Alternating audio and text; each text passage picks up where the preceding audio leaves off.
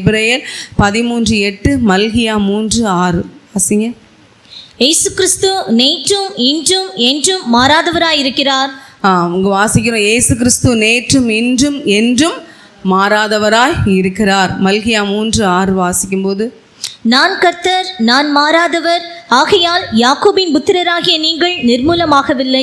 நான் கர்த்தர், நான் மாறாதவர் என்று கர்த்தர் சொல்றாங்க. தெய்வ பிள்ளைங்களை பாருங்க, ஏசப்பா நேற்றும் இன்றும் என்றும் அவர் மாறாதவராக இருக்கிறாங்க. அவர் கடந்த காலம் எத்தனை வருஷங்கள் ஆயிருந்தாலும் நேற்றும் கடந்த காலத்தில், நிகழ்காலத்தில், வருங்காலத்திலையும் கர்த்தராகிய தேவன் மாறாதவராக காணப்படுறாங்க. ஆனால் பாருங்க, மனுஷங்க என்ன செய்வாங்க, மாறிடுவாங்க. தெய்வ பிள்ளைங்களை கடந்த 10 வருஷத்துக்கு முன்பாக பார்த்தீங்கன்னா ரொம்ப அன்பாக இருப்பாங்க. அவங்க குடும்ப சூழ்நிலை ரொம்ப ஏழ்மையான அனுபவத்தில் காணப்படுவாங்க. கஷ்டப்படுற சூழ்நிலைமையில காணப்படுவாங்க. அப்போ பார்த்தீங்கன்னா நல்ல எல்லாரும் நேசிக்கக்கூடிய ஒரு அன்பு காணப்படும். ஆனால் பார்த்தீங்கன்னா நாட்களும் காலங்களும் ஆகும்போது, வசதிகளும் வாய்ப்புகளும் பெருகும்போது, ஆஸ்திகள் பெருகும்போது அந்த பழைய ஒரு அன்பு அவங்கக்கிட்ட இருக்குமான்னு பார்த்தா அன்பு இருக்காது. பார்த்தாலே என்ன செய்ய மாட்டாங்க, முகத்தை பார்க்க மாட்டாங்க, திரும்பி போயிடுவாங்க. ஃபோன் பண்ணுனா ஃபோனை எடுக்க மாட்டாங்க. ஏன்னா அவங்க இப்போ கனத்துக்குரியவங்களாம் மாறிட்டாங்க. 10 வருஷத்துக்கு முன்பாக ஒரு அன்பா நேசிக்கக்கூடியவங்களை காணப்படும். இப்போ வசதிகள், வாய்ப்புகள், செல்வங்கள், ஆஸ்திகள் பெருகும்போது மனுஷங்க என்ன செய்கிறாங்க, மாறிடுறாங்க. தெய்வ பிள்ளை கர்த்தராகிய இயேசு கிறிஸ்து வானத்தையும் பூமியையும் படைத்த தேவன் பாருங்க. கர்த்தர் சொல்றாங்க, நான் கர்த்தர், நான் மாறாதவர். தேவன் நேற்றும் இன்றும் என்றும் அவர் மாறாதவராக காணப்படுறாங்க. இந்த மாறாத தேவன் எப்படி அவர் மாறாதவராக இருக்கிறாங்க, கடந்த நாட்களில் எப்படி மாறாதவராக இருக்கிறாங்கன்னு சொல்லி நம்ம தியானிக்க. முதலாவதாக நம்ம பார்க்கும்போது ஏசப்பா அன்பிலே மாறாதவராய் காணப்படுறார். தேவன் எப்படி இருக்கிறாங்க, அன்பிலே மாறாதவராய் காணப்படுற இது வாசிக்கும் போது எபேசியருடைய புஸ்தகம் எபேசியர் 1:4 வாசிக்கும் போது, எபேசியர் 1:4 வாசிக்கும் போது, தமக்கு முன்பாக நாம் அன்பில் பரிசுத்தமுள்ளவர்களும் குற்றமில்லாதவர்களுமாய் இருப்பதற்கு அவர் உலக தோற்றத்துக்கு முன்னே கிறிஸ்துவுக்குள் நம்மை தெரிந்து கொண்டபடியே, உலக தோற்றத்துக்கு முன்பே கிறிஸ்துவுக்குள் நம்மை தெரிந்து கொண்டபடியே.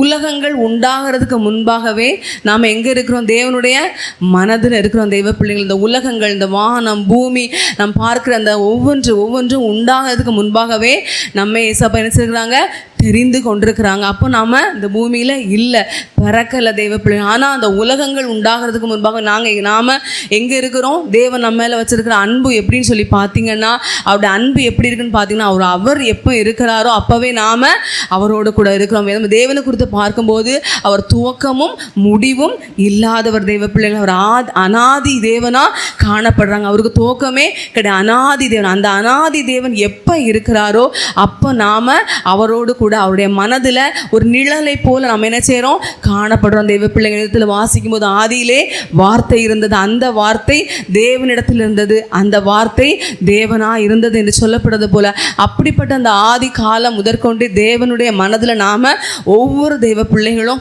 நாம் காணப்படுறோம். அப்படியாய் தேவன் நம்மளை என்ன செய்கிறாங்க, அன்பு கூறக்கூடியவங்களா, அவருடைய அன்பை வெளிப்படுத்தக்கூடியவராக தேவன் காணப்படுறாங்க. அப்போ நம்ம ஒவ்வொருவரும் நம்ம எப்பவுமே காணப்படும். நான் 2000 தான் பிறந்தேன், 1995 பிறந்தேன், 1985 பிறந்தேன், 1945 பிறந்தேன், நான் 2023 பிறந்தேன் அப்படின்னு சொல்லி நம்ம சொல்கிறதுக்கு இல்லை. நாம் எல்லாருமே பார்த்தீங்கன்னா ஒருவேளை பிறந்தது வருஷங்கள், நாட்கள் முன்ன பின்ன அப்படி ஆயிருக்கலாம். ஆனால் நம்ம ஒவ்வொருவரும் பார்த்தீங்கன்னா தேவன் எப்போ இருக்காரோ அப்போவே நாம் அவருடைய மனதில் ஒரு நிழலை போல நாம் என்ன செய்கிறோம், காணப்படக்கூடியவங்களாக காணப்படுறோம். அல்லேலூயா.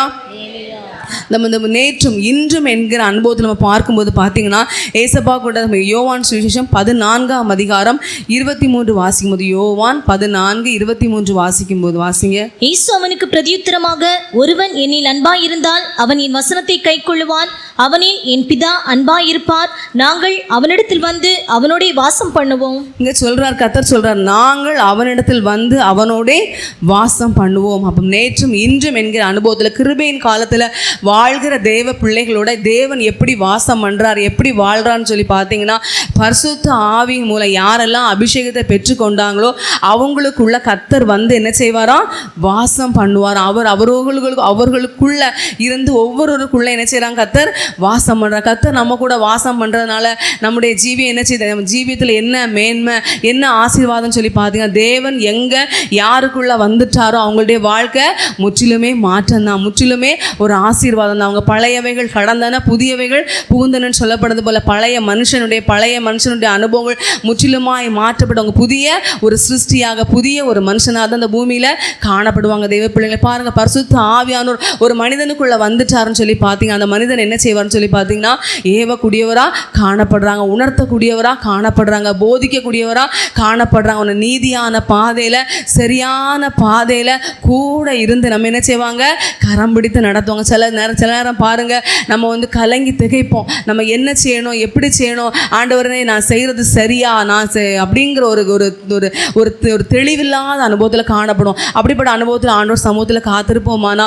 கர்த்தர் என்ன செய்வாங்க, நம்மளை தெளிவான பாதையில் நம்மளை கரம் பிடித்து நீ இப்படி செய்யாத அப்படின்னு சொல்லி கூட இருந்த ஒரு ஃப்ரெண்டை போல் என்ன செய்வாங்க, கர்த்தர் நம்மளை போதித்து நடத்தக்கூடியவங்கள காணப்படுறாங்க. தெய்வ பிள்ளைங்களே, சில நேரம் பாருங்கள், நம்ம வந்து கலங்கி திகைப்ப ஒரு ஆறுதல் இல்லாத ஒரு அனுபவத்தில் அப்படிப்பட்ட பலவிதமான பாரத்தோட கவலையோட ஆண்டவர் சமூகத்துக்கு வாரோன்னு வச்சுக்கிடுங்களாம். அப்படிப்பட்ட அனுபவத்தில் பார்த்தீங்கன்னா, அன்னைக்கு பார்த்தீங்கன்னா ஆராதனை வேளை பாடுற பாட்டு நமக்காகவே பாடின மாதிரி இருக்கும். எனக்காகவே இந்த பாட்டு இருந்துச்சு அப்படிங்கிற விதத்தில் அந்த பாடல் மூலம் கர்த்தர் நினைச்சுவாங்க நம்ம கூட இடைப்படக்கூடியவங்களா காணப்படுவாங்க. அது மாத்திரம் இல்லை, ஆராதனை வேளையில் பார்த்தீங்கன்னா அந்த நேரத்தில் வரக்கூடிய வார்த்தைகள், அந்த அபிஷேக ஆவியானவர் பார்த்தீங்கன்னா நம்ம அளவில்லாமல் நிரப்போங்க. நம்ம உள்ளத்தில் இருந்த பாரங்கள், கவலைகள் எல்லாமே எங்கே போச்சுன்னே தெரியாது. எவ்வளவோ தாங்க முடியாத, சுமக்க முடியாத அளவுக்கு பாரமும் கவலையும் துக்கத்தோடு வந்திருப்பான். ஆண்டோருடைய அபிஷேக ஆவியானவர் அவருக்கு ஒப்பு கொடுக்கும்போது, அவர் அளவில்லாமல் நிரப்பும் போது இருதயத்தில் இந்த பாரம் கவலை எங்கே போச்சுன்னே தெரியாது. உள்ளம் எல்லாம் பார்த்தீங்கன்னா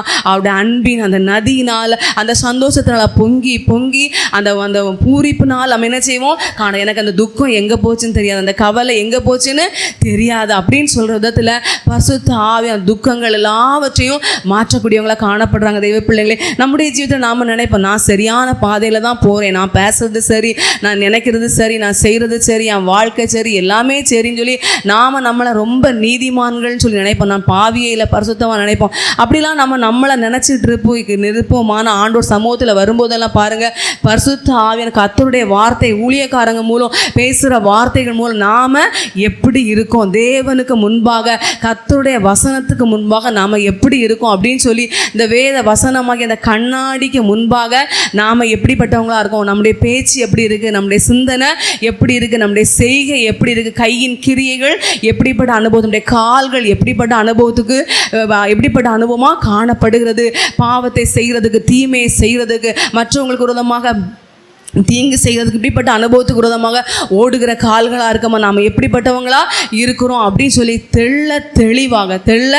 தெளிவாக கர்த்தருடைய ஆவியானவர் நமக்கு அப்போ தான் நமக்கு வந்து நமக்கே உரைக்கும், ஐயோ நம்ம ரொம்ப நீதிமான் நம்ம நினச்சிட்டு இருந்தோமே, பார்த்தா நம்ம இவ்வளவு பெரிய குற்றவாளியாக காணப்படுறோம்னு சொல்லி நம்மளை தாழ்த்தி என்ன செய்வோம், ஆண்டவர் சமூகத்தில் நம்மளை ஒப்பு கொடுப்போம். தெய்வ பிள்ளை, இப்படியே பார்த்தீங்கன்னா ஒவ்வொரு நாளும் கர்த்தர் நம்மை நான் உனக்கு போதித்து நீ நடக்க வேண்டிய வழியை உனக்கு காட்டுவேன்னு சொன்னது போல ஒவ்வொரு நாளும் பார்த்தீங்கன்னா நம்ம போதித்து நம்ம நடத்தக்கூடியவங்களா என்ன செய்கிறாங்க, கர்த்தர் காணப்படக்கூடியவங்களா காணப்படுறாங்க. சில நேரத்தில் இந்த பரிசுத்த ஆவியானோர் சும்மா நம்மளை வந்து அப்படி நம்மளை பாலிசாக தடவி கொடுத்துட்டு அப்படிலாம் போகக்கூடியவர் கிடையாது. பரிசுத்த ஆவியானை குறித்து பார்த்தீங்கன்னா அவர் வரும்போது நியாயத்தை குறித்தும் நீதியை குறித்தும் அவர் என்ன செய்வாரா, பாவத்தை குறித்தும் கண்டித்து உணர்த்துவார். அவர் வந்து சும்மா அப்படிலாம் தடவிட்டு போகக்கூடியவர் கிடையாது.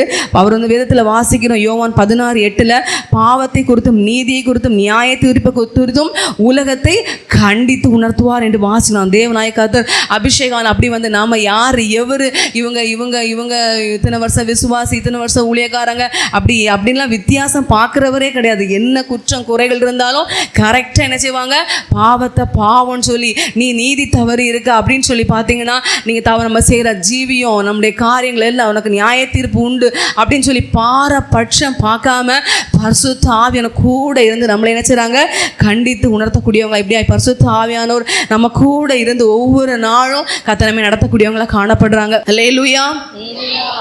பாருங்க, நம்ம முந்தின நித்தியத்தில் நம்ம நேற்றும் என்கிற அனுபவத்தில் பார்த்தீங்கன்னா தேவனுடைய மனதில் ஒரு நிழலை போல காணப்பட்டோம். எனக்கு இன்றும் என்கிற அனுபவத்தில் கிருபையின் காலத்தில் வாழ்கிற நாம பார்த்தீங்கன்னா ஒரு பொருளாகி நம்ம உலகத்தில் ஒரு மனுஷங்களா அப்படிப்பட்ட ஒரு அனுபவத்தில் நம்ம வாழும்போது கர்த்தர் நம்ம கூட இருக்கிறாங்க என்றும் என்கிற ஒரு அனுபவத்தில் பார்த்தீங்கன்னா 1 யோவானுடைய புஸ்தகம் 3ஆம் அதிகாரம் 2வது வசனம் வாசிக்கும்போது 1 யோவான் 3:2 வாசிக்கும்போது, பிரியமானவர்களே, இப்பொழுது தேவனுடைய பிள்ளைகளாய் இருக்கிறோம், இனி எவ்விதமாய் இருப்போம் என்று இன்னும் வெளிப்படவில்லை.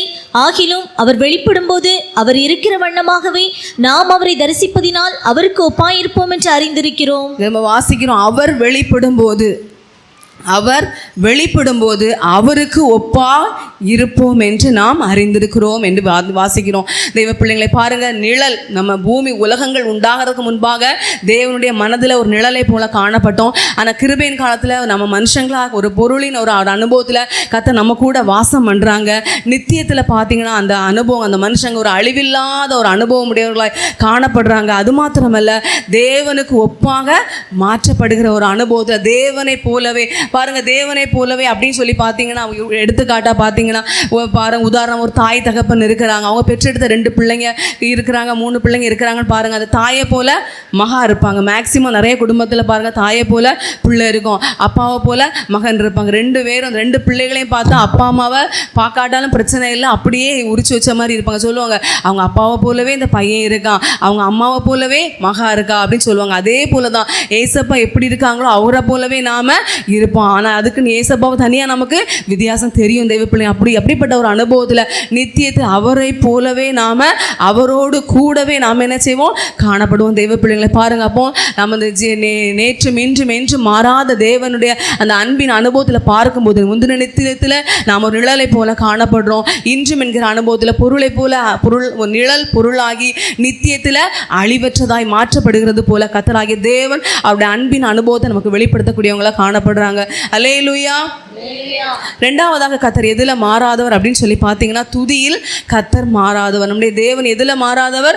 துதியில் கர்த்தர் மாறாதவர். தெய்வ பிள்ளைங்களே, வேதத்தில் வாசிக்கும் போது பார்த்தீங்கன்னா, துதித்தலே ஏற்றதும் இன்பமுமாய் காணப்படுது. தேவன் துதியில் வாசம் பண்ணக்கூடியவங்களா இருக்கிறாங்க. தெய்வ பிள்ளைங்களே, துதித்தலுடனே அவருடைய சன்னதிக்கு முன்பாக வந்து அப்படின்னு வேதத்தில் வாசி நம்ம கர்த்தருடைய சமூகத்துக்கு வரும்போதே நம்ம என்ன செய்யணும், பழக்கம் பேசிக்கிட்டு அந்த கதை இந்த கதை, பக்கத்து வீட்டு கதை, பக்கத்து நாடு கதை, அந்த கதை இந்த கதை பேசக்கூடாது. வரும்போதே ஸ்தோத்திரம் பண்ணிட்டு ஏசப்பா ஸ்தோத்திரம் ஸ்தோத்திரம் ஸ்தோத்திரம் சொல்லி கிருபைகள் பெருகிற விதத்தில் ஸ்தோத்திரம் பண்ணிட்டு அந்த வீடை செல்ல தெய்வ பிள்ளைங்களாம் பாருங்க, நல்ல ஒரு ஆவிக்குரிய தெய்வ பிள்ளைங்க பாருங்க. வீட்டிலேருந்து கிளம்புறாங்களான்னா, பைபிள் எடுத்துட்டு கிளம்பிட்டாங்கன்னா வீட்டிலேருந்து வரும்போதே ஸ்தோத்திரம் ஸ்தோத்திரம், அவங்க வாய் வந்து கர்த்தரை துதிக்கிற துதியின் அனுபவத்தை நிறைந்து காணப்படும். நாம் ஆண்டவர் சமூகத்துக்கு வாரோம்னா துதியின் அனுபவத்தோட நம்முடைய காணப்பட்ட ஒரு அனுபவத்தில் காணப்படும் தெய்வ பிள்ளை. ஏன்னு சொல்லி பார்த்தீங்கன்னா, துதியில தேவன் மகிமைப்படும், துதிக்கு தேவன் பயப்படத்தக்க. இந்த விஷயத்தை நம்ம யாருமே என்ன செய்யக்கூடாது, ஒரு நாள் மறக்கூடாது. எதை மறந்தாலும் மறக்கணும். நம்ம கர்த்தரை துதிக்கிறதுக்கு ஒரு நாள் மறக்கணும். ஏன் நான் ஏசப்பா சொல்றேன், இந்த ஜனத்தை நான் எனக்கென்று ஏற்படுத்தினேன், இவர்கள் என் துதியை சொல்லி வருவார்கள். நம்ம ஒவ்வொருவரையும் ஏசப்பா அவருடைய ஜனமா நம்மளை ஏற்படுத்தி இருக்கிறாங்க. ஏன்னா அந்த பிள்ளை என்ன துதிக்கும். ஏன்னா பரலோகத்தில் பார்த்தீங்கன்னா சேனைகளின் கர்த்தர் பரிசுத்தம் சொல்லி ஓயாம துதிச்சுட்டே இருக்கிறாங்க. நாம அந்த பூமியில் அவர் நம்மளை படைச்சிருக்கிறார், நம்மளை சிருஷ்டித்திருக்கிறாருன்னா நமக்கு வேற வேலை கிடையாது. நம்ம ஆண்டோர் சமூகத்துக்கு வாரோம், ஆண்டோர் சமூகத்தை இருக்கிறோமானாவே நம்ம என்ன செய்யணும், துதிச்சுட்டே இருக்கணும். துதிச்சு பல்ல வேற எண்ணமோ சிந்தனையோ யோசிக்காதபடி பேசாதபடி ஸ்தோத்திரமணி மகிமைப்படுத்தி கொண்டு ஒவ்வொரு நிமிஷம் அப்படிப்பட்ட ஒரு அனுபவத்தில் நம்ம காணப்பட வேண்டியது அவசியமாக தெய்வ பிள்ளைங்க. சங்கீதக்காரன் தாவீது சொல்றாரு, ஆண்டவரே உங்களுடைய நீதி நியாய தீர்ப்புகள் நிமித்தம் நான் பாதி ராத்திரியில் எழுப்பி நான் என்ன செய்வேன், உங்களை துதிப்பேன்னு சொல்றாங்க. நாம் அப்படி துதிக்கிறோமா தெய்வ பிள்ளைங்களை? பாதி ராத்திரி முழிப்பு வருது, திடீர் முழிப்பு வருது, நாம் எழும்பி ஏசப்பா ஸ்தோத்திரம் ஸ்தோத்திரம் சொல்லி துதிக்கிறோமா? அவர் செஞ்ச நன்மை என்னென்ன செய்ய உயிரோட வச்சிருக்கிறீங்களே, எவ்வளோ கடந்த நாட்கள் எவ்வளோ அற்புதம் செஞ்சீங்க, நன்மை செஞ்சீங்க அப்படிலாம் நினச்சி நம்ம துதிக்கும். ஐயோ தூக்கம் போச்சே, எனக்கு முழிப்பு வந்துச்சே, ஆண்டவர் இப்படி செஞ்சிட்டீங்களே நினச்சி புலம்புறாமா, முறுமுறுக்கிறோமா தெய்வ பிள்ளைங்களே? அந்த சங்கீதக்காரன் தாவீது சொல்கிறார், நான் உங்களுடைய நீதி நியாயத்தின் சிறப்புகளின் மூத்தம் பாதி ராத்திரி எழும்பினான் துதிப்பேன் என்று சொல்கிறார் தெய்வ பிள்ளை. அது மாதிரி சங்கீதம் 119 164 வாசிக்கும் போது உங்களுடைய நீதி நியாய தீர்ப்புகள் நிமித்தம் 7 தரம், ஒரு நாளைக்கு நான் 7 தரம் துதிக்கிறேன் என்று சொல்கிறார் தெய்வ பிள்ளை. நாம் ஒரு நாளைக்கு எவ்வளோ நேரம் துதிக்கிறோம் தெய்வ பிள்ளைங்களே? நம்முடைய வாழ்க்கையில் பாருங்கள், மார்னிங் ப்ரைஸிங், இரவு ப்ரைஸிங், அப்படி கிடைக்கிற சமயங்களில் ஜெபிக்கிற ஒரு அனுபவம், தனிப்பட்ட ஜெபம், குடும்ப ஜெபம் நம்முடைய வீடுகளில் காணப்படுதா தெய்வ பிள்ளைங்களே? பாருங்கள், இந்த நாட்களில் முஸ்லீம் சொல்லி அந்த தெய்வ பிள்ளை அவங்கெல்லாம் பார்த்தீங்கன்னா ஒரு நாளைக்கு அவங்கெல்லாம் 5 நேரம் அவங்க தொழுகிற ஒரு அனுபவம் பாருங்கள். அவங்க எங்கே ஒரு வீட்டில் இருந்தாலும் சரி கரெக்டாக என்ன செய்வாங்க, தொழுவாங்க தெய்வ பிள்ளை. இப்போ எங்கே பிக்னிக் போயிருக்கோம், ஒரு டூரு போயிருக்கோம் அப்படின்னா கூட பார்த்தீங்கன்னா அவங்க ஒரு ஷீட்டை என்ன செய்திருப்பாங்க, கையோட வச்சுருப்பாங்க. நான் கண்ணால் பார்த்துருக்கோம். நாங்கள் கூட ஒரு தடவை வெளியே ஒரு இடத்துக்கு நாங்கள் போயிருக்கும்போது பார்த்தீங்கன்னா பல வருஷங்கள் ஆயிட்டு அந்த சமயத்தில் பார்த்தீங்கன்னா ஒரு பூங்கா, எல்லாருமே பப்ளிக்காக எல்லாருமே பார்த்துட்டு விளையாடுறாங்க, எடுக்கிறாங்க, சின்னவங்க பெரியவங்க அவங்க வேலையை பார்க்குறாங்க, ரெஸ்ட் எடுக்கிறாங்க. ஆனால் பார்த்தீங்கன்னா அந்த முஸ்லீம் அந்த சகோதரிமார் அந்த சகோதரர்கள் பாருங்க, அவங்க போக்கில் அவங்க டைம் ஆகிட்டு முழங்கால் போட்டு அவங்க என்ன செய்கிறாங்க, முழங்கால் சாஷ்டாங்கமாக என்ன செய்கிறாங்க, பணிந்து தொழுறாங்க தெய்வ பிள்ளைங்களே. நாம் எப்படி இருக்கோம், உண்மை உத்தமமாக தேவனை தேடுற பிள்ளைங்க, உண்மையான தெய்வமாக ஏசப்பா ஆராதிக்கிற தெய்வ பிள்ளைங்க, நாம் உண்மையாய் கர்த்தரை தேடுகிறோமா? நம்முடைய ஆண்டவர் நம்மளை பார்த்து மகிமைப்படுற அனுபவத்தில் நம்முடைய ஜீவியம் காணப்படுதா? தேவன் நம்மளை பார்த்து பெருமையா என் பிள்ளை என்ன துதிப்பா. பாருங்க, தானியேலை குறித்து வாசிக்கும் போது பாருங்க, அவருக்கு பத்திரத்துக்கு கையெழுத்து வைக்கப்பட்ட பிற்பாடும் அவர் எப்போ தினம் செய்து வந்தது போல 3 வேளை எருசலேமுக்கு நேராக பலகணிகள் திறந்திருக்க அவர் என்ன செய்றாரு, ஜெபம் பண்ண. நாம எப்படி இருக்கோம் தெய்வ பிள்ளைங்களே? நமக்கு ஒரு கஷ்டம், சின்ன வயிறு வலி, தலைவலி, பலகீனம் வந்தாலே சர்ச்சைக்கு என்ன செய்ய மாட்டோம், வரதுக்கு நம்ம யோசித்துருவோம் தெய்வ பிள்ளைங்களே. நாம வீட்டில் ஜெபிக்கிறதுக்கு மறந்தோம், என்னால் முடியலைன்னு சொல்லலாம். ஆனால் பாருங்க, நம்முடைய வாழ்க்கையில் பாருங்கள் எப்படிப்பட்ட அனுபவத்தில் காணப்படும்.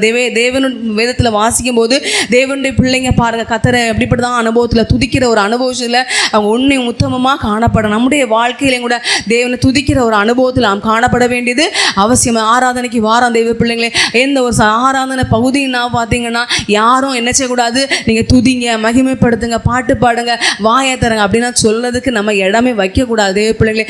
சின்ன பிள்ளைங்களா அதை செய் இதை செய், காலையில் எழும்புனா அதை செய்துன்னு சொல்லிகிட்டே இருப்பாங்க. நாம் அப்படிலாம் வளர்ந்தாச்சு தெய்வ பிள்ளைங்களே. யாருமே பாட்டு முடிந்த உடனே அந்த பாட்டு முடிந்த உடனே நம்ம அபிஷேகத்தில் நிரப்பப்படணும். யாருமே சொல்லக்கூடாது. ஆறாவது நேரத்தை கண்ணை திறக்காமல் இருந்து ஆண்டவர் துதிக்கணும், மகிமைப்படுத்த. ஆண்டவர் நீ உயிரோட வச்சிருக்காரு, என்னை ஆராதிக்க கொண்டு வந்திருக்கிறாரு, ஆண்டவர் எவ்வளோ நன்மை செஞ்சுருக்கிறாங்க அப்படின்னு நினச்சி அவர் செஞ்ச நன்மையை நினச்சி துதிக்கும் போது பார்த்தீங்கன்னா நேரம் போகிறது தெரியாது. நம்ம வாய் நமக்கு வந்து அடக்கவே முடியாது. நமக்கு அபிஷேகத்தினால் அவர் அன்பினால் நிரம்பிக்கொண்டே இருப்போம் தெய்வ பிள்ளைங்களை. யாரும் நீங்கள் ஆவியில் நிரம்புங்க அப்படின்னு நம்மள சொல்ல வேண்டிய அவசியமே கிடையாது தெய்வ பிள்ளை. நம்முடைய வாழ்க்கையில் அப்படிப்பட்ட ஒரு அனுபவத்தை, கர்த்தரை துதிக்கிற ஒரு அனுபவம், மகிமைப்படுத்துகிற அனுபவம், அப்படி துதிக்கும் போது கர்த்தர் இறங்கி வருவாங்க. எங்கே துதி இருக்கும் அங்கே கர்த்தர் இறங்கி வருவாங்க. நீங்கள் துதிச்சிங்கன்னா, நீங்கள் அவரை ஆராதிச்சிங்கன்னா, உண்மையாக தேடினீங்கன்னா கர்த்தர் உங்கள் கூட இருப்பாங்க. அவர் வந்து இறங்குறத, அவருடைய மகிமை நீங்கள் பார்ப்பீங்க தெய்வ பிள்ளைகளை. பார்த்தீங்கன்னா நேற்றும் இன்றும் என்றும் மாறாதவர் என்ற அனுபவத்தில் பார்க்கும்போது வந்து நேற்றும் என்கிற ஒரு அனுபவத்தில் பார்த்தீங்கன்னா காண்கிற மகிமையின் அனுபவத்தில் கர்த்தர் இறங்கக்கூடியவராக காணப்படுறாங்க தெய்வ பிள்ளைகளே. எதிர்த்தில் வாசிக்கும்போது 1 ராஜாக்களுடைய புஸ்தகம் 18ஆம் அதிகாரம் 24-36 வாசிக்கும் போது வாசிங்க. 1 ராஜாக்கள் 18ஆம் அதிகாரம் 24-36. நீங்கள் உங்கள் தேவனுடைய நாமத்தை சொல்லி கூப்பிடுங்கள், நான் கர்த்தருடைய நாமத்தை சொல்லி கூப்பிடுவேன், அப்பொழுது அக்கினியினால் உத்தரவு அருளும் தெய்வமே தெய்வம் என்றான். அதற்கு ஜனங்கள் எல்லாரும் இது நல்ல வார்த்தை என்றார்கள். அந்திபலி செலுத்தும் நேரத்திலே தீர்க்கதரிசியாகிய எலியா வந்து, ஆபிரகாமுக்கும் ஈசாக்குக்கும் யாக்கோபுக்கும் தேவனாகிய கர்த்தாவே, இஸ்ரவேலிலே நீ தேவன் என்றும் நான் உம்முடைய ஊழியக்காரன் என்றும் நான் இந்த காரியங்களை எல்லாம் உம்முடைய வார்த்தையின்படி செய்தேன் என்றும் இன்றைக்கு விளங்க பண்ணும் கர்த்தாவே, நீ தேவனாகிய கர்த்தர் என்று. தெய்வ பிள்ளைகளை நம்ம இந்த வேதத்தில் வாசிக்கும் போது பார்த்தீங்கன்னா இந்த இடத்துல வந்து யாரு தேவன், உண்மையான தெய்வம் யாரு அப்படிங்கிற ஒரு சவாலான ஒரு சூழ்நிலையை அனுபவத்தை பார்க்கும் தெய்வ பிள்ளைங்களே. பாகாலுடைய தீர்க்கதரிசிகள் மொத்தம் எத்தனை பேர்? 450 பேர் காணப்படுறாங்க. நான் கர்த்தருடைய தீர்க்கதரிசி அந்த இடத்துல நிற்கிறது ஒரே ஒரு ஆள், எலியா மாத்திரம் தான் நிற்கிறார் தெய்வ பிள்ளைங்களே. பாகால் தீர்க்கதரிசி அவங்க தெய்வம் தான் உண்மையான தெய்வம்னு சொல்றாங்க. ஆனால் எலியா சொல்றாரு இல்லை, கர்த்தர் தான் உண்மையான தெய்வம். சரி அப்படின்னு சொல்லி, அப்படின்னா யாரு? அக்னியினால இறங்கி இந்த பலி பொருளை எது பட்சிக்குதோ அவங்க தான் உண்மையான தெய்வம் என்கிற ஒரு போட்டியில் பார்த்தீங்கன்னா, அப்படிப்பட்ட ஒரு போட்டியில் 450 பேர் பாகால் தீர்க்கதரிசிகள் பார்த்தீங்கன்னா என்ன செய்கிறாங்க, அவங்க ஒரு காளை என்ன செய்கிறாங்க, பலி வெட்டி என்ன செய்கிறாங்க, சந்தா வெட்டி எடுத்து அவங்க தெய்வத்தை கூப்பிட்டுக்கிட்டே இருக்காங்க. காலையிலேருந்து மத்தியானம் வரைக்கும் என்ன செய்கிறாங்க, கூப்பிட்டுக்கிட்டே இருக்காங்க. ஆண்டு வாங்க, எங்களுடைய பலியை ஏற்றுக்கொள்ளுங்க அப்படின்னு சொல்லி அவங்க என்ன செய்கிறாங்க, கையை கீறி அதை இதை என்ன செய்கிறாங்க, பலவிதமான காரியங்களை பண்ணி என்ன செய்கிறாங்க, சத்தம் போட்டுக்கிட்டே காணப்படுறாங்க. ஆனால் காலையிலேருந்து மதியான நேரம் ஆகி என்ன செய்யலாங்க, ஒரு சத்தமும் பிறக்கவில்லை, ஒரு உத்தரவு கொடுக்குற ஒரு அனுபவமும் அங்கே எந்த ஒரு அசைவுகளோ என்ன செய்யலை, காணப்படவே இல்லை தெய்வ பிள்ளைங்களே. மதியான வேலைக்கு பிற்பாடு பார்த்தீங்கன்னா எலியா என்ன செய்கிறாரு, அவர் வந்து என்ன செய்கிறாரு, தகர்க்கப்பட்ட பலிபீடத்தை அவர் செப்பனிட்டு ஜனங்களெல்லாம் என்கிட்ட வாங்க அப்படின்னு சொல்லி அந்த பலிபீடத்துக்கு ஒரு இஸ்ரவேல் சொல்லி பெயர் போட்டு அந்த 12 கற்கள் அந்த யாக்கோபு அவனுடைய குமாரர்கள் அவனுடைய கோத்திரத்தின்படி 12 கற்களை சுற்றி வைத்து 3 முறை 4 குடம், அதுவும் 12 குடங்க தண்ணி அந்த பலிபீடத்தின் மேல் அந்த வாய்க்கால் உண்டு பண்ணி அதில் தண்ணியை ஊற்றுறாங்க. இப்படியெல்லாம் செஞ்சுட்டு பார்த்தீங்கன்னா காளையை சந்தாக வெட்டி, அவருக்கு கொடுக்கப்பட்ட காளையை வெட்டி விறகுகள் மேலே வைத்து பார்த்தீங்கன்னா இப்படிப்பட்ட அனுபவத்தில் எல்லாவரையும் ரெடி பண்ணிட்டு ஆண்டவர் நோக்கி பார்க்கிறார். அவர் சொல்கிறார் 37, கர்த்தாவே நீர் தேவனாகிய கர்த்தர் என்றும் தேவரே தங்கள் இருதயத்தை மறுபடியும் திருப்பினீர் என்றும் இந்த ஜனங்கள் அறியும்படிக்கு என்னை கேட்டருளும் என்று அவர் ஜோமன்னோட பாருங்க. அப்பொழுது கர்த்தரிடத்தில் இந்த அக்கினி இறங்கி அந்த சர்வாங்க தகன பலியையும் விறகுகளையும் கற்களையும் மண்ணையும் பட்சித்து வாய்க்கால் தண்ணீரையும் நக்கி போட்டது. ஜனங்கள் எல்லாரும் இதை கண்டபோது முகங்குப்புற விழுந்து கர்த்தரே தெய்வம் என்று சொன்னாங்களாம். தெய்வ பிள்ளைங்களை பாருங்க, எலியாவுடைய வாழ்க்கையில சிங்கிள் ஒரே ஒரு மனுஷன், அவருக்கு ஹெல்ப்புக்கு யாருமே இல்லை. அப்படிப்பட்ட ஒரு அனுபவத்தில் அவர் காணப்பட்டு அந்த பாருங்க அந்த இடத்துல கர்த்தர் தெய்வம் என்பதே ஆணுடைய நாமத்தை உயர்த்தும்படி அவர் காரியங்களை செய்கிறாங்க. கர்த்தர் நோக்கி பார்த்தார், கர்த்தர் இறங்கி வந்தார். தெய்வ பிள்ளைகளே, பழைய ஏற்பாட்டு அனுபவத்தில் பார்த்தீங்கன்னா காண்கிற கண்ணால் கர்த்தருடைய மகிமையை பார்க்கிற சகல ஜனங்கள், எலியா மாத்திரமல்ல சகல ஜனங்களுமே கண்ணால் பார்க்குற விதத்தில் கர்த்தருடைய மகிமை அந்த இடத்துல இறங்கி வந்தது மாத்திரமல்ல அந்த எல்லாவற்றையும் அந்த தண்ணி அந்த பலி பொருள் எல்லாவற்றையுமே என்ன செய்துச்சா நக்கி போட்டுச்சு அப்படின்னு சொல்லி நம்ம பார்க்கிறோம். தெய்வ பிள்ளைங்களை பாருங்க, அப்படியே பரிசுத்த ஆவியானவர் பழைய ஏற்பாட்டு காலத்தில் கூட மாறாதவராய் அவர் என்ன செய்கிறாங்க, அந்த இடத்துல இறங்கி வரக்கூடியவராய் காண்கிற மகிமையின் அனுபவத்தில் கர்த்தர் இறங்கி வரக்கூடியவங்களா காணப்படுறாங்க. அந்த இடத்துல கர்த்தரே தெய்வம் இயேசு கிறிஸ்து தான் தெய்வம் என்பதை ப்ரூவ் பண்ற விதத்தில் கர்த்தர் இறங்கி வரக்கூடியவங்களா காணப்படுறாங்க. அல்லேலூயா. 2 நாளாகமுடைய புஸ்தகம் 7ஆம் அதிகாரம் 1 வாசிக்கும். 2 நாளாகமும் 7:1 வாசிக்கும் போது சாலமோன் ஜெபம் பண்ணி முடிக்கிற போது அக்கினி வானத்திலிருந்து இறங்கி சர்வாங்க தகன பலியையும் மற்ற பலிகளையும் பட்சித்தது, கர்த்தருடைய மகிமையும் ஆலயத்தை நிரப்பிற்று. நமக்கு வாசிக்கிறோம் பாருங்க.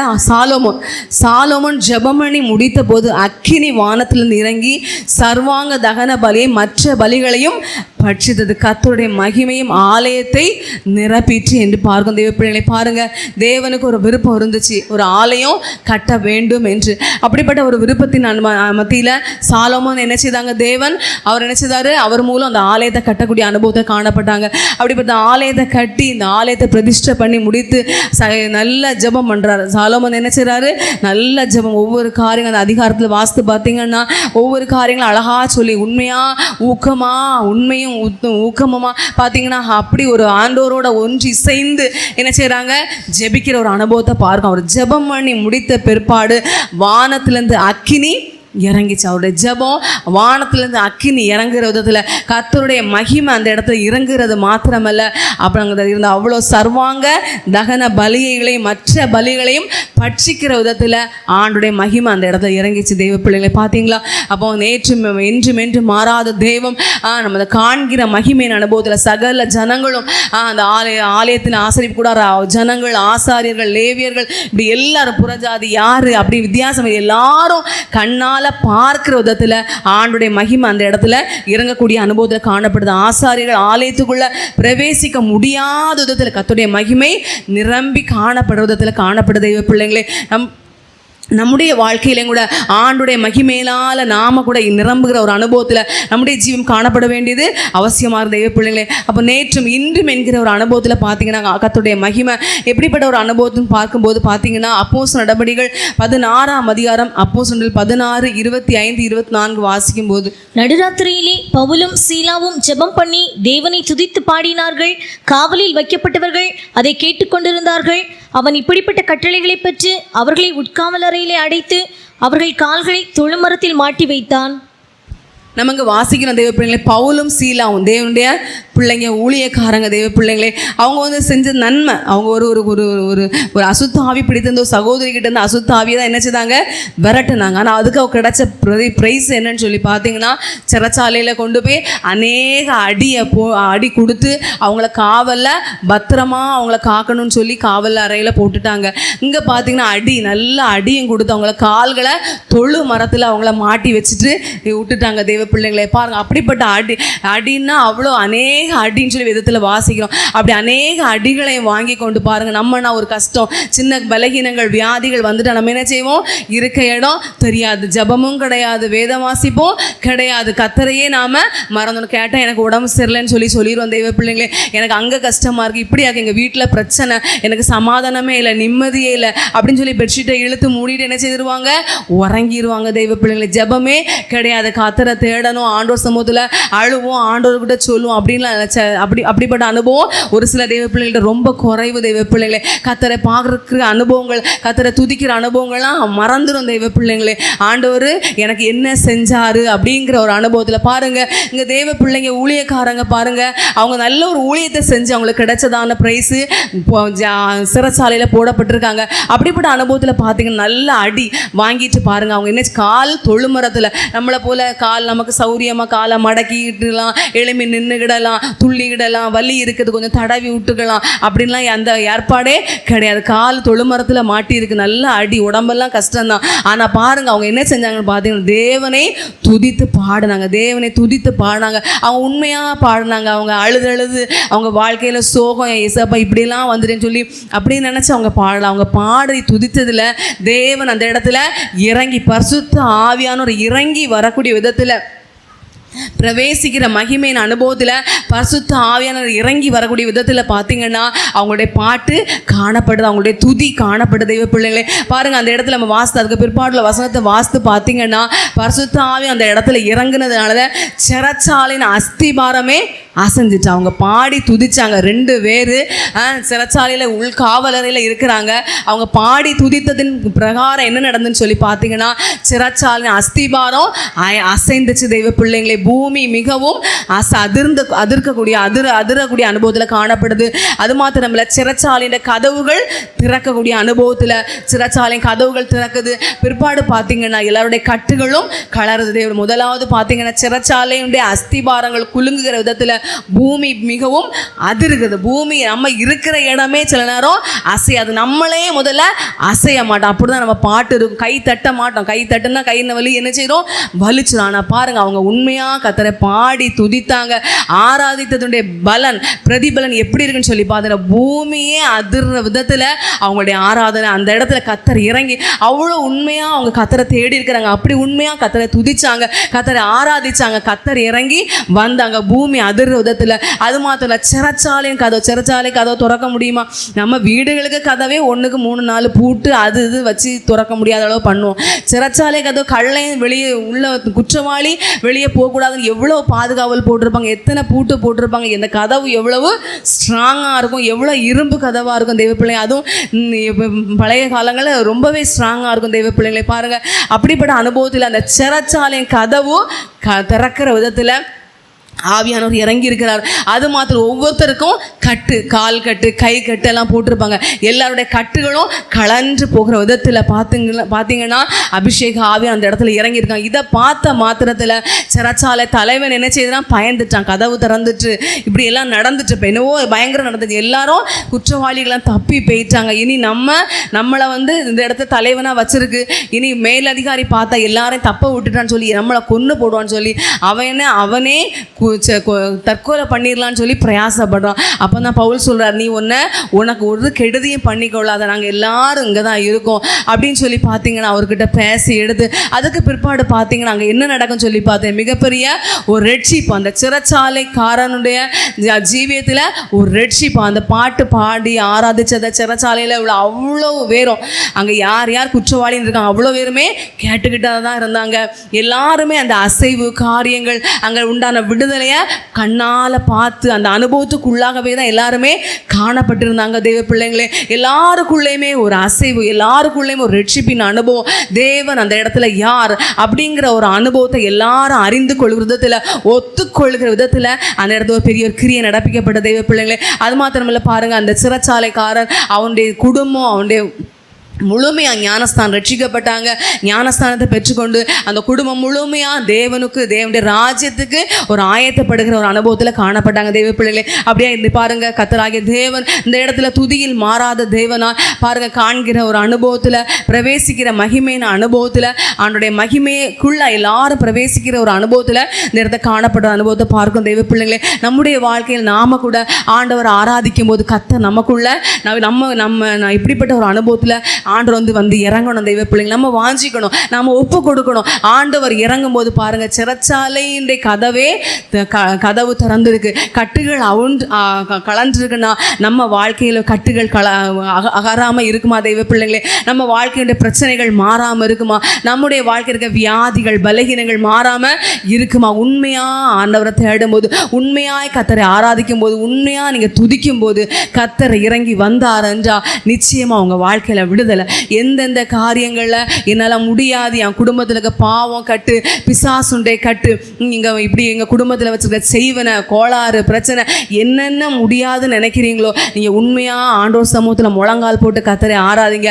கர்த்தர் இறங்கி வருவார் என்றால் உங்கள் வாழ்க்கையில் நீங்கள் என்னென்ன காரியம் முடியாதோ எல்லாவற்றும் விடுதலை உண்டு. அல்லேலூயா.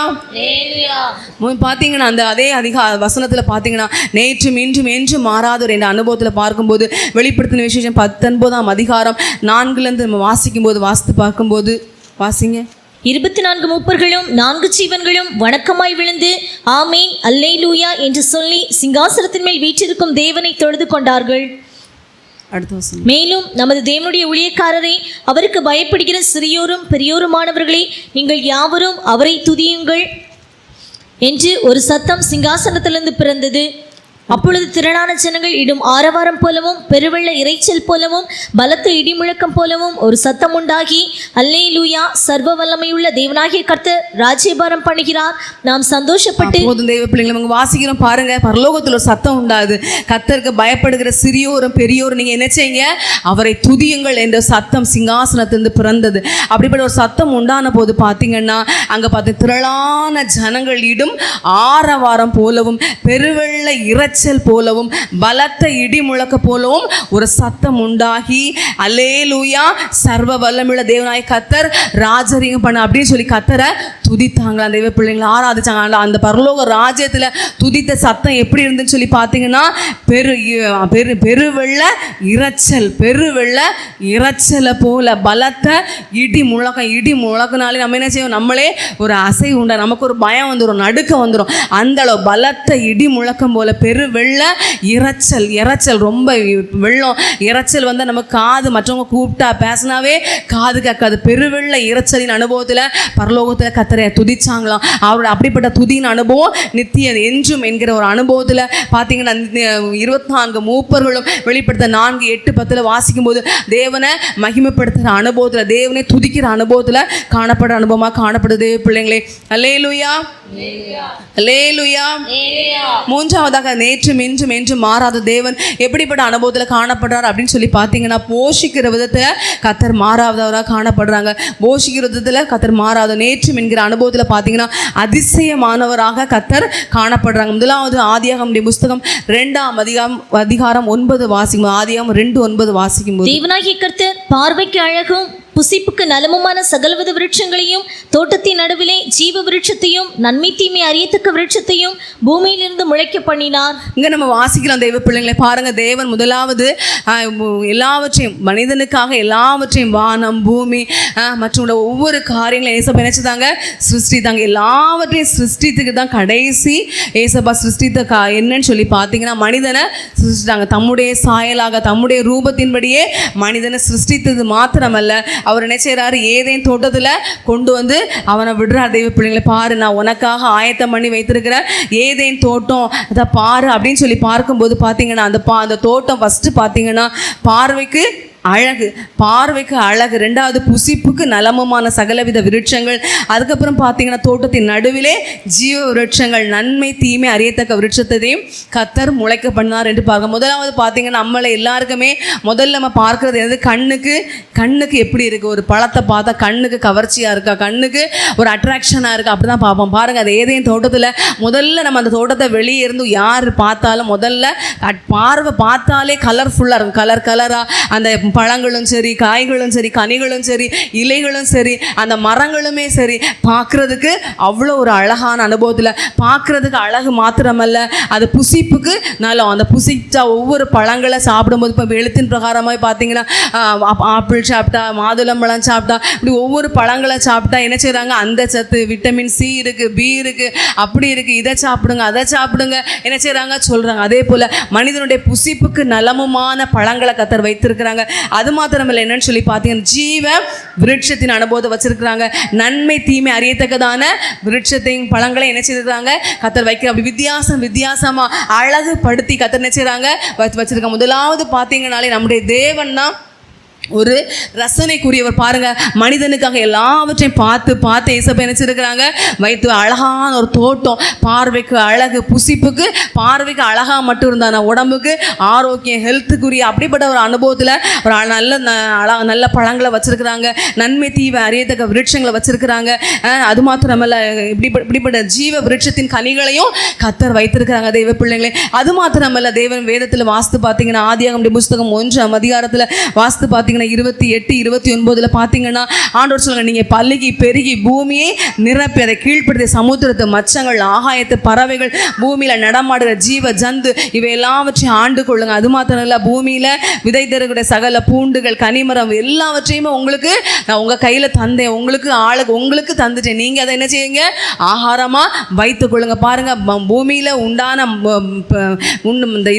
உண்டான பிறப்பிக்கப்பட்டதான காரியத்துல ஒரு பறவையான ஒரு மிருகங்கள் முதற்கொண்டு மனுஷங்க எல்லாவற்றையும் பூமியில உண்டாக்கப்பட்ட சிருஷ்டிக்கப்பட்டதான காரியங்கள்ல மிகவும் விசேஷமானவன் யாருன்னு சொல்லி பாருங்க, மனுஷன் தான் தெய்வ பிள்ளைகளே. மனுஷங்க தான் பாருங்க எல்லாவற்றையுமே புசிக்கிறாங்க. காய்கறிகள்ல இருந்து கனி தரக்கூடிய விருட்சங்கள், அது இது பறக்கிற நீர்ல நீந்தக்கூடியது, பறக்கிறது, நடக்கிறது, இப்படி சொல்லி பார்த்தீங்கன்னா விதமா என்ன செய்யறாங்க, சாப்பிட்றாங்க. ஆண்டவர் விசேஷித்த விதத்துல மனிதனை படைத்துக்கான. ஆனாலும் மனுஷனுக்கு என்ன செய்யல, திருப்தி இன்னைக்குமே இல்லை தெய்வ பிள்ளைகள். ஆனால் கர்த்தர் அப்படியே பூமியில மனிதனை விசேஷமானவன், ஆசீர்வாதமா அப்படிப்பட்ட விதத்துல கர்த்தர் போஷிக்கிற விதத்துல அவர் மாறாதவராக, அவர் பூமி உண்டாகும் போதே பார்த்தீங்கன்னா விசேஷமானவனாக தான் மனிதனை படைத்திருக்கிறாங்க. ஒரு அதிசயமானவராக கர்த்தர் வைத்திருக்கிறாங்க. அது மாத்திரம் இல்லை தெய்வ பிள்ளைங்களே, பார்த்தீங்கன்னா அதுக்கு பிற்பாடுள்ள காலத்தில் பார்த்தீங்கன்னா ஆபிரகாமுடைய காலத்தில் கடுமையான பஞ்சம், ஈசாக்கு காலத்தில் பாருங்க கடுமையான பஞ்சம். அப்போ அந்த ஈசாக்கு ஆபிரகாம் கூட பார்த்தீங்கன்னா அவர் பஞ்சகாலம் வந்தபோது எகிப்துக்கு போயிட்டார். கர்த்தர் ஈசாக்கு காலத்தில் சொல்கிறேன், நீ என்ன செய்யக்கூடாது, எகிப்துக்கு போகக்கூடாது, நான் சொல்கிற இடத்துல நீ இரு அப்படின்னு சொல்லிட்டு ஆண்டோர் சொன்ன இடத்துல ஈசாக்கு விதைத்தான். கர்த்தர் நினைச்சதாங்க 100 மடங்கு பலன் தந்தாங்க. இந்த விதத்தில் வாசிக்க 1 மடங்கு, 2 மடங்கு, 10 மடங்கு, 50 மடங்கு இல்லை. ஈசாக்கு கர்த்தருடைய வார்த்தை கீழ்ப்படிந்ததுனால கர்த்தர் நினைச்சதாங்க 100 மடங்கு பலன் தரக்கூடியவங்களை காணப்படுறாங்க தெய்வ பிள்ளைங்களே.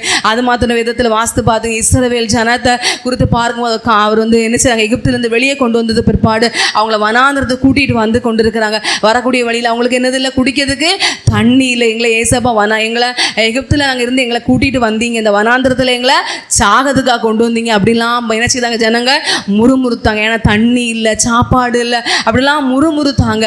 அது தேவனுக்கு விரோதமாகவே அவங்க முறுமுறுத்தாங்க. ஆனால் பார்த்தீங்கன்னா தேவன் அழைத்த தேவன் அவங்கள கைவிடல தெய்வ பிள்ளைங்களே. அந்த அவங்க வந்தபோது தண்ணி குடிக்க முடியாத அளவுக்கு மாறாவாக காணப்பட்டுச்சு.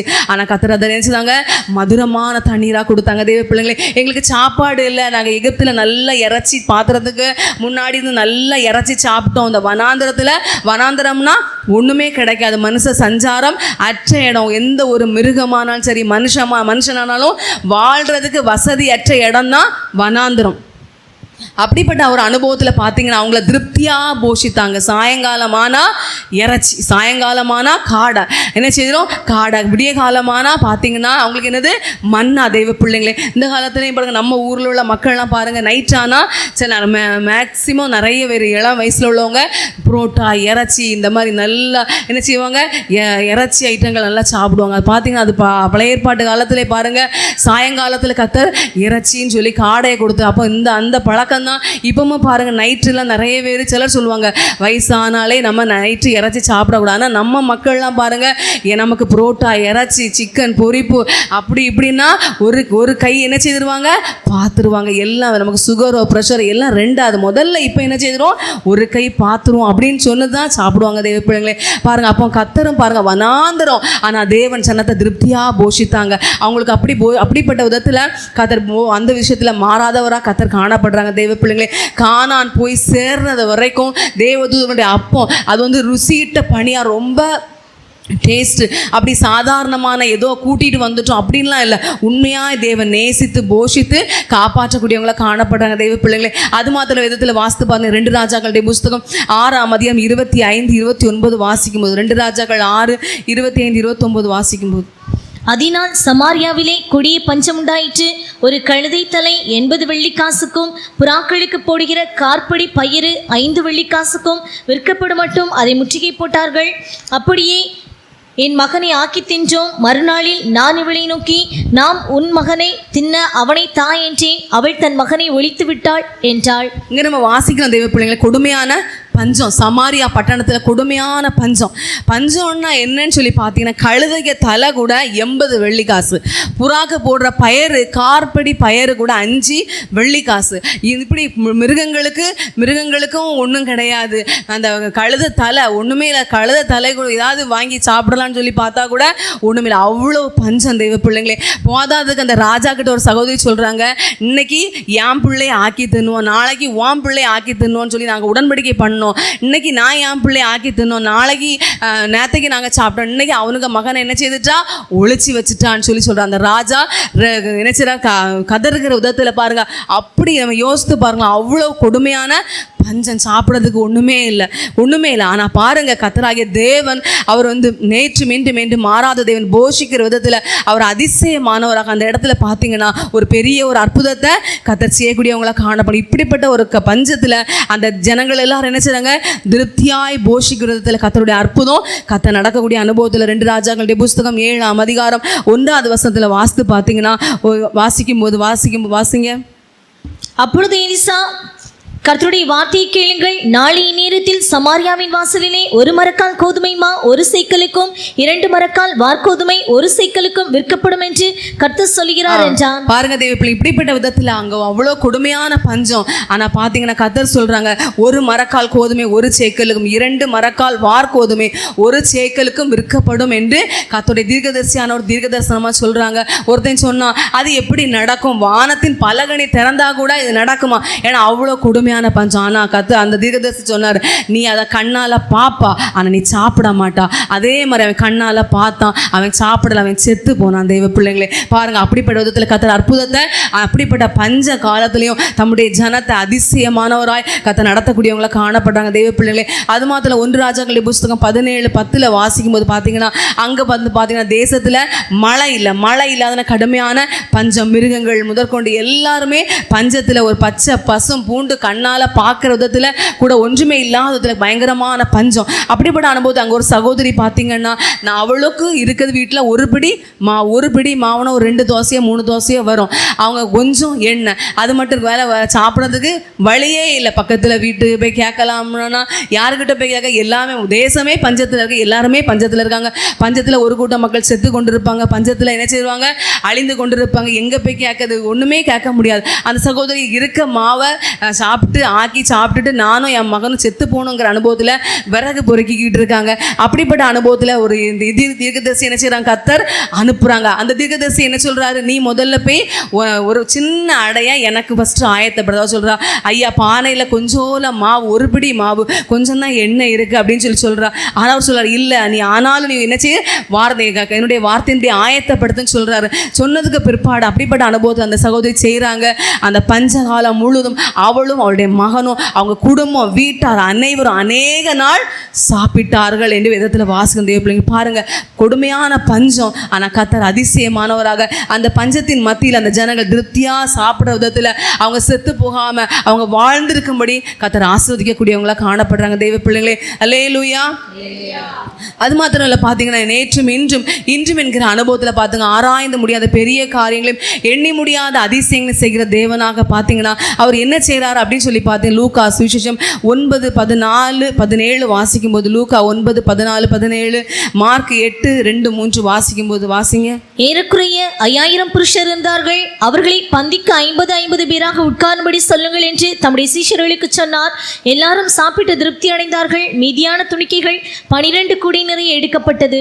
பாருங்க தேவ பிள்ளைங்களை, ஏசப்பா கிட்ட பாருங்க, அவருடைய வார்த்தையை கேட்கும்படி அவர் இருந்த இடத்துக்கு போயிட்டாங்க. ஏசப்பாவே கொஞ்சம் சீஷர்கள்ட்ட தனியாக பேசிட்டு எடுத்துட்டு இருக்கலாம் அப்படின்னு இருக்கும்போது பார்த்தீங்கன்னா ஏசப்பா எங்கே இருக்கிறாங்க தேடி பிடிச்ச ஜனங்கள் எல்லாம் திரளான கூட்ட ஜனங்கள் போயிட்டாங்க. கர்த்தர் அவங்களுக்கு எல்லாம் என்ன செய்றாங்க, போதித்து கொண்டே இருக்கிறாங்க. சாயந்தரம் ஆயிடுச்சு, கருக்காலம் ஆயாச்சு. அப்போ அந்த ஜனங்களுக்கு என்ன செய்யணும், பசியாக இருப்பாங்க. இவ்வளோ நேரம் ஆண்டோட வார்த்தையை என்ன செய்றாங்க, கேட்டுக்கிட்டே இருக்காங்க. அப்படிங்கிற ஒரு அனுபவத்தை கர்த்தர் என்ன சொல்கிறாங்க, இவங்களுக்கு சீசர்கள் சொல்கிறாங்க, நீங்கள் இவங்கள சீக்கிரம் அனுப்பி விட்டுருங்க, அவங்க வீட்டில் போய் சாப்பிடணும்ல, சாப்பாடு ரெடி பண்ணணும், சாப்பாடு வாங்கணும், இவங்க அனுப்பிடுங்க. ஆனால் கர்த்தர் சொல்கிறாங்க, நீங்களே அவங்களுக்கு போஜனம் கொடுங்க, நீங்களே அவங்களுக்கு போஜனம் கொடுங்க அப்படின்னு சொல்லி சொன்னதுக்கு பிற்பாடு பார்த்தீங்கன்னா அவங்க சொல்கிறாங்க 5 அப்பங்கள் 2 மீன் இருக்குது அப்படின்னு சொல்லி கர்த்தர்கிட்ட கொண்டு கொடுக்குறாங்க. கர்த்தர் நினைச்சாங்க அவைகளை ஆசீர்வதித்து பிட்டு சீசர்கள் முன்பாக கொடுக்குறாங்க. மீதி 12, மொத்தம் இருந்தது 5 அப்பம் தான், 2 மீன். ஆனால் பார்த்தீங்கன்னா கர்த்தர் ஆசீர்வதித்த பிற்பாடு மீதி 12 கூடை நிறைய எடுத்தாங்க. 5000 புருஷர்கள், ஆம்பளைங்க மாத்திரம் 5000னா பெண் பிள்ளைங்க எவ்வளோ இருந்திருப்பாங்க, குழந்தைங்க எவ்வளோ இருந்திருப்பாங்க, நீங்களே கணக்கு பார்த்துடுங்க.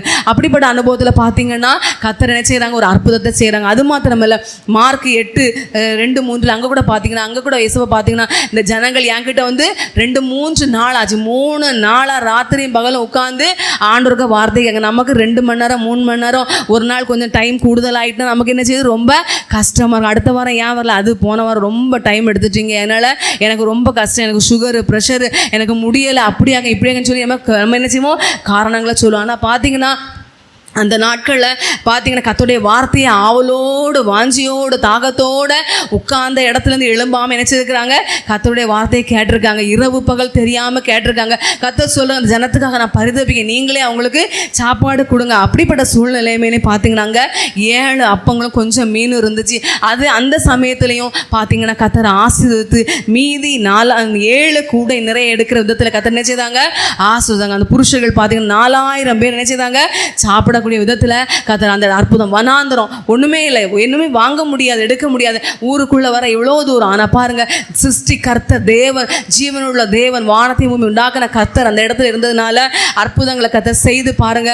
ஆராய்ந்து முடியாத பெரிய காரியத்தையும் எண்ணி முடியாத அதிசயத்தையும் செய்கிற தேவனாக பாருங்க. வனாந்திரத்தை நம்முடைய ஜனத்தின் திருப்தியாய் ஏதோ கால் வயிறு அரை வயிறு அப்படி இல்லை, ஃபுல்லாக திருப்தியாக சாப்பிட்ற அப்பமும் மீனும் திருப்தியாக சாப்பிட்ற விதத்தில் கர்த்தர் ஒவ்வொருவரையும் போஷித்து காப்பாற்றக்கூடியவங்களை காணப்படாங்க. இன்றைக்கும் பாருங்க, கர்த்தரை தேடுகிற தேவ பிள்ளைங்க, நீங்கள் ஆண்டவர் ஆராதிக்கிற பிள்ளைங்க, உங்கள் வாழ்க்கையில் ஆண்டவர் குறை வச்சுருக்காங்களா தேவ பிள்ளைங்களே, சாப்பாட்டுக்கு குறைவு அப்படி எனக்கு பஞ்சம் சொல்கிற விதத்தில் ஏசப்பா வச்சுருக்காங்களா? இல்லவே இல்லை தேவ பிள்ளைங்களே, எல்லாரும் திருப்தியாக வச்சுருக்காங்க, நல்ல சாப்பாடு தராங்க, நல்லா போஷிக்கிறாங்க, ஒரு குறைவு இல்லாமல் கர்த்தர் நம்மளை நடத்துகிறாங்க. இவ்வளவோ சாட்சிகள் நம்ம கேட்டிருக்கோம். சில ஆஃபனேஜ்களில் பார்த்தீங்கன்னா முந்தி உள்ள அநேக சாட்சிகளை நம்ம கேட்டிருக்கோம். அவங்களுக்கு சாப்பிட்றதுக்கு ஒன்றுமே குழந்தைங்களுக்கு காலை டிஃபன், ஒரு தடவை பார்த்தீங்கன்னா ஒரு காலை டிஃபன் பிள்ளைங்களுக்கு பால் கொடுக்கணும், அவங்களுக்கு பால். ஆனால் கர்த்தர் அதுக்கு முன்பாகவே பார்த்தீங்கன்னா அந்த ஏரியாவில் ஒரு பால்காரருக்கு உணர்த்திட்டார், நீ என்ன செய்யணும், காலையில் அந்த பால் எல்லாத்தையுமே அந்த ஆஃபனேஜுக்கு கொண்டு கொடுக்கணும் அப்படின்னு சொல்லி பார்த்தீங்கன்னா அங்கே ஒன்றுமே இல்லாமல் அங்கே ஜனங்களெல்லாம் அந்த அந்த ஆஃபனேஜ் நடத்துகிறவங்க நல்ல கர்த்தருக்குரிய ஆண்டருக்குள்ளவங்க, அவங்க உட்காந்து ஜோம் பண்ணிகிட்டு இருக்காங்க. இந்த பால்காரர் கொண்டு வந்து பாலை கொடுக்குறாங்க, அதை என்ன செய்கிறாங்க, அங்கே உள்ள பிள்ளைங்களுக்கு போஷிக்கப்படுறது கொடுக்குறாங்க. இது மாதிரி சாப்பாடு அநேக சாட்சிகளை கர்த்தர் நம்ம கேட்டுக்கொண்டே இருக்கோம். இன்றைக்கும் கர்த்தர் ஜீவிக்கிறவங்களா ஒவ்வொருவரையும் போஷித்து காப்பாற்றக்கூடியவங்க அநேக ஊழியக்காரங்க, தேவ ஜனங்க, நம்ம ஒவ்வொருத்தருடைய வாழ்க்கையில எவ்வளவோ நன்மைகள், எண்ணற்ற நன்மை பாருங்க. சிலர்லாம் திடீர்னு ஏதாவது பிரியாணி சாப்பிடணும்னு ஆசையாக இருக்கும், புரோட்டா சாப்பிடணும்னு ஆசையாக இருக்கும், வித்தியாசமாக ஸ்நாக்ஸ் சாப்பிடணும், வித்தியாசமான எப்பவும் சோறு இதுதான் சாப்பிடுவோம், வித்தியாசமாக அப்படி நம்ம ஆசைப்படுறோம் பாருங்க. ஒரு ஸ்நாக்ஸ், ஒரு இனிப்பு, ஏதாவது எப்பயாவது நம்ம மனசில் விரும்புவோம், தேவன் யார் மூலமாக அது கொண்டு வந்து கொடுப்பார். தெய்வ பிள்ளைங்களே, எலியாவுக்கு கொண்டு வந்து காகம் கொண்டு கொடுத்தது மாதிரி நம்ம மனசில் நினச்சிருப்போம், யாருக்கிட்டையும் சொல்லியிருக்க மாட்டோம், வாய் திறந்து கேட்டிருக்க மாட்டோம். ஆனால் கர்த்தர் போஷிக்கிற தேவன் என்ன செய்கிறாங்க, நம்ம ஒவ்வொருவருடைய வாழ்க்கையில் திருப்தியாய் போஷித்து அவர் மாறாதவராக என்ன செய்கிறாங்க, நேற்றும் இன்றும் என்றும் காணப்படுறாங்க. ஒரு வீட்டில் கூட பார்த்தீங்கன்னா 3 பேர் இருந்தாங்க. அவங்க கூட பார்த்தீங்க ஒரு நாள் நைட்டு அவங்க நல்ல பசி, அவங்க வீட்டில் சாப்பாட்டுக்கு ஒன்றுமே இல்லை. அப்படிப்பட்ட அனுபவத்தில் பார்த்தீங்கன்னா அந்த பசியில் அவங்க என்ன செய்தாங்க, இந்த அந்த ஃபோனு பக்கத்து வீட்லேயோ பெற்றோர்கிட்ட சொல்கிற யார்கிட்ட சொல்கிறவங்களோ அந்த ஃபோன் அப்படிலாம் தொடர்பு கிடையாது. அப்படிப்பட்ட சூழ்நிலை அவங்க பசியில் காணப்பட்டாங்க. பசி இருந்தால் உறக்கம் வராது தெய்வ பிள்ளைங்க. அப்படிப்பட்ட அனுபவத்தில் காணப்பட்டாங்க. ஆனால் இரவு நேரம் பார்த்தீங்கன்னா ஒரு 11 மணிக்கு மேலே அவங்க வீடு கதவு தட்டப்பட்டுச்சு. தெய்வ பிள்ளைங்களை பார்த்தீங்கன்னா தெரிந்த ஒருத்தங்க தான் கூப்பிட்ற ஒரு சத்தம் கேட்டுச்சு. அவங்க கதவு திறந்து பார்த்தீங்கன்னா இவங்க 3 பேரும் பசியில் இருக்கிறாங்க, பசியில் தூக்கம் வராமல் இருக்கிறாங்க. ஆனால் பார்த்தீங்கன்னா அந்த இடத்துல அந்த தெய்வ பிள்ளைங்க வந்து என்ன செய்கிறாங்க, அவங்களுக்கு ஆகாரம் கொடுக்கும். என்ன ஆகாரம்னு சொல்லி பார்த்தீங்கன்னா நல்ல பிரியாணி கொடுக்குற, மட்டன் பிரியாணி கொடுக்குற விதத்தில் அந்த மட்டன் பிரியாணி ஃப்ரிட்ஜில் வச்சு நல்ல தணுப்பான அனுபவம் இல்லை, பழைய பிரியாணி இல்லை தெய்வ பிள்ளைங்களே, நல்லா சூடாக அந்த டைம்லேயும் நல்லா சூடாக சாப்பிட்ற விதத்தில் கர்த்தர் பிரியாணி கொடுக்குற விதத்தில் கர்த்தர் ஆசீர்வதிச்சாங்க. தெய்வ பிள்ளைங்களை பாருங்க, தம்முடைய பிள்ளைங்க கர்த்தர் நீதிமான்களை பசியினால் வருந்த விடார். தேவன் போஷிக்கிறதுல மாறாதவர், நேற்று மீண்டும் அவர் நம்முடைய தேவன் யார் பசியில் யாரையுமே வருந்த விட மாட்டாங்க. யார் பசியில் இருந்தாலும் அவங்களுக்கு என்ன செய்வாங்க, கர்த்தர் ஆகாரத்தை நம்முடைய எலியாக்கு காகத்தை கொண்டு போஷித்தது போல ஏதாவது காகங்களை கர்த்தர் கொண்டு திருப்தியாய் போஷிக்கிறது நம்முடைய தேவன் காணப்படுறாங்க. நேற்றும் இன்றும் என்றும் நம்முடைய வேதத்தில் வாசிக்கும் நம்முடைய இருதயம் அதிசயப்பட்டு பூரிக்கிற விதத்தில் அவர் எப்படி மாறாதவராக காணப்படுறான்னு சொல்லி பார்த்தீங்கன்னா வெளிப்படுத்தின விஷயம் 7ஆம் அதிகாரம் 16 வாசிக்கும். வெளிப்படுத்தல் 7:16 வாசிக்கும் போது வாசிங்க. இவர்கள் இனி பசியடைவதும் இல்லை, இனி தாகம் அடைவதும் இல்லை, வெயிலாவது உஷ்ணமாவது இவர்கள் மேல் படுவதும் இல்லை. நமக்கு வாசிக்கிறோம் பாருங்க, நேற்று மீண்டும் என்றும் மாறாத தேவன். பார்த்தீங்கன்னா உன் இருதயம் அதிசயப்பட்டு பூரிக்கிற விதத்தில் அங்கே பசியே இருக்காது, தாகமே காணப்படாத விதத்தில் நித்திய ராஜ்யத்தில் பசி தாகம் அப்படி உஷ்ணம் வெயில் அடித்தாதானே தண்ணி தாகம் எடுக்கும். உஷ்ணம் ஒன்றுமே கிடையாத ஒரு நித்திய ராஜ்யத்தின் அனுபவத்தில் கர்த்தர் நம்மை கொண்டு போக போகிறாங்க. அதிசயப்பட்டு பூரிக்கிறத கர்த்தர் காரியங்களை செய்ய போகிறாங்க. அல்லேலூயா, அல்லேலூயா. 4வதாக இயேசு கிறிஸ்து நேற்றும் இன்றும் என்றும் மாறாதவர். இந்த அனுபவத்தில் பார்த்தீங்கன்னா அவர் எந்த அனுபவத்தில் மாறாதவராக இருக்கிறாங்கன்னு சொல்லி பார்த்தீங்கன்னா மணவாளனின் அனுபவத்தில் மாறாதவராய் காணப்படுகிறாங்க. நேற்று என்கிற அனுபவத்தில் பார்த்தீங்கன்னா எரேமியாவுடைய புஸ்தகம் 31:4 வாசிக்கும் போது, எரேமியா 31:4 வாசிக்கும் போது வாசிங்க. இஸ்ரவேல் என்னும் கன்னிகையை மறுபடியும் உன்னை கட்டுவிப்பேன், நீ கட்டப்படுவாய். மறுபடியும் பிள்ளைங்க வாசிக்கிறாங்க பார்த்தீங்கன்னா சொல்லப்படி இஸ்ரவேல் என்னும் கன்னிகையே, இஸ்ரவேல் என்னும் கன்னிகை அப்படின்னாலே பாருங்க ஒரு உத்தம குணம், ஒரு கற்புள்ள ஒரு அனுபவத்தை தான் கன்னிகை என்று வாசிக்கிறோம் தெய்வ பிள்ளைங்களே. அப்போ நேற்று என்கிற அனுபவத்தில் பார்த்தீங்கன்னா தேவன் தம்முடைய ஜனத்தை, பழைய ஏற்பாட்டு ஜனத்தை அவர் நினைச்ச கனத்திற்குரிய மணவாளனாக அவர்கள் எல்லாருக்கும் ஒரு கனத்திற்குரிய மணவாளனாக கர்த்தர் காணப்படுறாங்க. அவங்கள என்ன செய்கிறாங்க, இஸ்ரவேல் என் கன்னிகை என்று கர்த்தர் சொல்கிறாங்க தெய்வ பிள்ளைங்களை. பாருங்க, இஸ்ரவேல் ஜனங்கள் தேவன் சொல்லுகிற கன்னிகை என்கிற அனுபவத்திலே காணப்பட்டாங்க. பாருங்க தெய்வ பிள்ளைங்களை, மோசே இஸ்ரவேல் ஜனங்கள் வழி நடத்தும் போதே பார்த்தீங்கன்னா மோசே கர்த்தர்கிட்டத்தில் 40 நாள் ஆண்டவர் சமூகத்தில் போய் உட்கார்ந்து ஜெபம் பண்ணிட்டு பேசிட்டு இருப்பாங்க.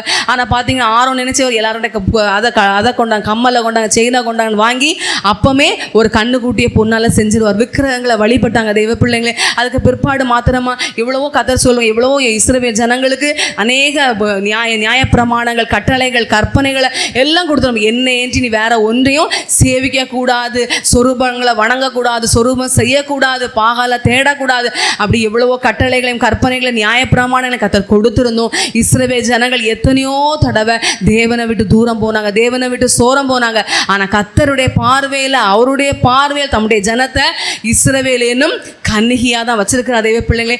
பாருங்க, ஒரு பெற்றோருக்கு தம்முடைய பிள்ளைங்க, அவங்களுக்கு பிள்ளை எத்தனை வயசானாலும் அவங்களுக்கு என் பிள்ளை எவ்வளோ பாவம் குற்றம் செஞ்சாலே சொல்லுவாங்க, என் பிள்ளை ஒருவேளை கோவத்தில் சொல்லுவாங்க, என் பிள்ளையே கிடையாது, பல காரியங்கள் சொல்லலாம். ஆனால் பாருங்க, அது போல அதை விட மேலா கர்த்தர் பாருங்க அவர் ஒரு கனத்திற்குரிய மணவாளனாய் இஸ்ரவேல் ஜனத்தை என்ன சொல்றாங்க, இஸ்ரவேல் என்னும் கன்னிகைங்கிற அனுபவத்தில் பல தவறுகளை செஞ்சாங்க.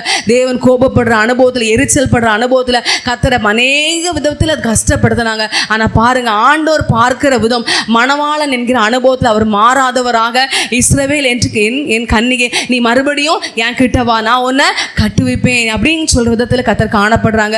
அது மாத்திரம் இன்றி என்கிற அனுபவத்தில் பார்த்தீங்கன்னா, நீ இயேசு கிறிஸ்து பார்த்தீங்கன்னா அவர் வந்து உயிர் கொடுத்த மணவாளனாய், உயிர் கொடுத்த மணவாளனாய், அது மாத்திரம் அன்புக்குரிய மணவாளனாய் தம்முடைய ஜனத்தை பார்க்கக்கூடியவங்கள காணப்படுறாங்க. தேவ பிள்ளைங்களே, 2 Corinthians 11:2 வாசிக்கும் போது, ஆனால் வேதத்தில் பார்க்கும்போது தேவனை விட வேற எதை நேசிச்சாலும் அவருக்கு பிடிக்காது. அதான் சொல்றாங்க, என்ன கர்த்தரை தான் அதிகமாக நேசிக்கணும், அவர்கள் அன்பு கூறாதவன் சபிக்கப்பட்டவன் என்று சொல்றாங்க. தேவ பிள்ளைங்களே, வாசிங்க 2 Corinthians நான் உங்களை கற்புள்ள கன்னிகையாக கிறிஸ்தியனும் ஒரே புருஷனுக்கு ஒப்புக்கொடுக்க நியமித்தபடியால் உங்களுக்காக தேவ வைராக்கியம் கொண்டிருக்கிறேன். நம்ம வாசிக்கிறோம் தேவ பிள்ளைங்க, கற்புள்ள கன்னிகையாக பழைய இஸ்ரவேல் ஜனத்துக்கு இஸ்ரவேல் எனும் கன்னிகை, புதிய ஏற்பாட்டு ஜனங்களுக்கு பாருங்க அவர் உயிர் கொடுத்த ஒரு மணவாளனாய் என்ன சொல்றான்னு சொல்லி பார்த்தீங்கன்னா, கற்புள்ள கன்னிகை கிறிஸ்து என்னும் ஒரே புருஷனுக்கு என்று சொல்லப்பட்டிருக்க. தேவ பிள்ளைகளை கர்த்தர் நம்மளை அப்படிதான் பார்க்குறாங்க. நம்ம ஒவ்வொருவரையும் கற்புள்ள கன்னிகையாக தான் பார்க்குறாங்க. நம்ம கற்புள்ள கன்னிகையின் அனுபவத்தில் காணப்படுறோமா?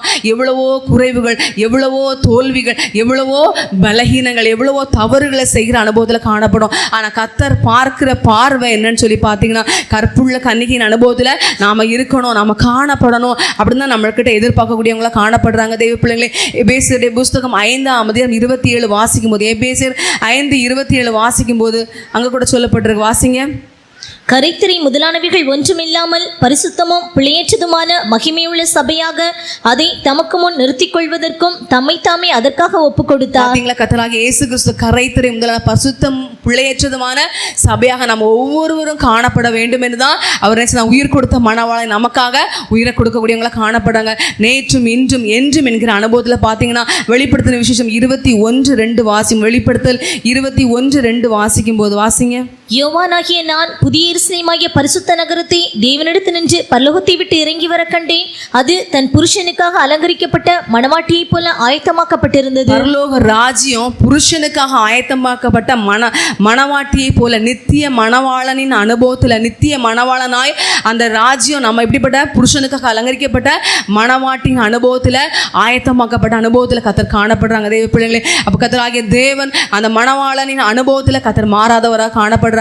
5வது கர்த்தர் மாறாதவர். எதுல மாறாதவராக காணப்படுறார் அப்படி சொல்லி பார்த்தீங்கன்னா, சத்துருக்களை ஜெயிப்பதில் கர்த்தர் மாறாதவர். சத்துருக்களை ஜெயிப்பதில் கர்த்தர் மாறாதவர். நேற்றும் என்கிற அனுபவத்தில் யாத்திராகமத்தின் புஸ்தகம் 14:14 வாசிக்கும் போது, ஒரு கூட்ட ஜனத்துக்கு விரோதமாக, ஒரு கூட்டம் தம்முடைய ஜனத்துக்கு விரோதமாக எழும்புற சத்துருவை ஜெயிப்பதில் கர்த்தர் மாறாதவராக காணப்படுறாங்க. தேவ பிள்ளைங்களை பாருங்க, இங்கே நம்ம பார்த்தீங்கன்னா, இஸ்ரவேல் ஜனத்துக்கு முன்பாக செங்கடல், சிவந்த சமுத்திரம், பின்பாக பார்த்தீங்கன்னா பார்வோனுடைய சேனை எங்களை இந்த வனாந்திரத்தில் கொண்டுட்டு வந்துட்டு பார்த்தீங்க, நீங்கள் எங்களை பலத்த கையினாலும் ஓங்கிய புயத்தினாலும் அந்த எகிப்திலிருந்து வரவே முடியாது, ஆனால் கர்த்தர் கொண்டு வந்தீங்க. ஆனால் பாருங்க, இப்போ முன்னாடி செங்கடலும் பின்னாடி பார்வோம், நாங்கள் என்ன செய்வோம் அப்படின்னு சொல்லி கர்த்தர் நோக்கி பார்த்தாங்க, முறுமுறுத்தாங்க, முறையிட்டாங்க. பாருங்க, ஆண்டவர் சொல்லுவாங்க, நீங்கள் சும்மா இருங்க, நீங்கள் எதுவுமே செய்யாண்டா, நீங்கள் கம்பு எடுக்காண்டா, வெட்டுக்கத்தி எடுக்காண்டா, கோடாரி எடுக்காண்டா, ஒன்றுமே செய்யாண்டா, நீங்கள் சும்மா இருங்க, நான் உங்களுக்காக யுத்தம் பண்ணுவேன்னு சொல்லி யாத்திராகமம் 14:14 பாருங்க, அங்கே தேவன் யுத்தம் பண்ணுற தேவ பிள்ளைங்களை பாருங்க.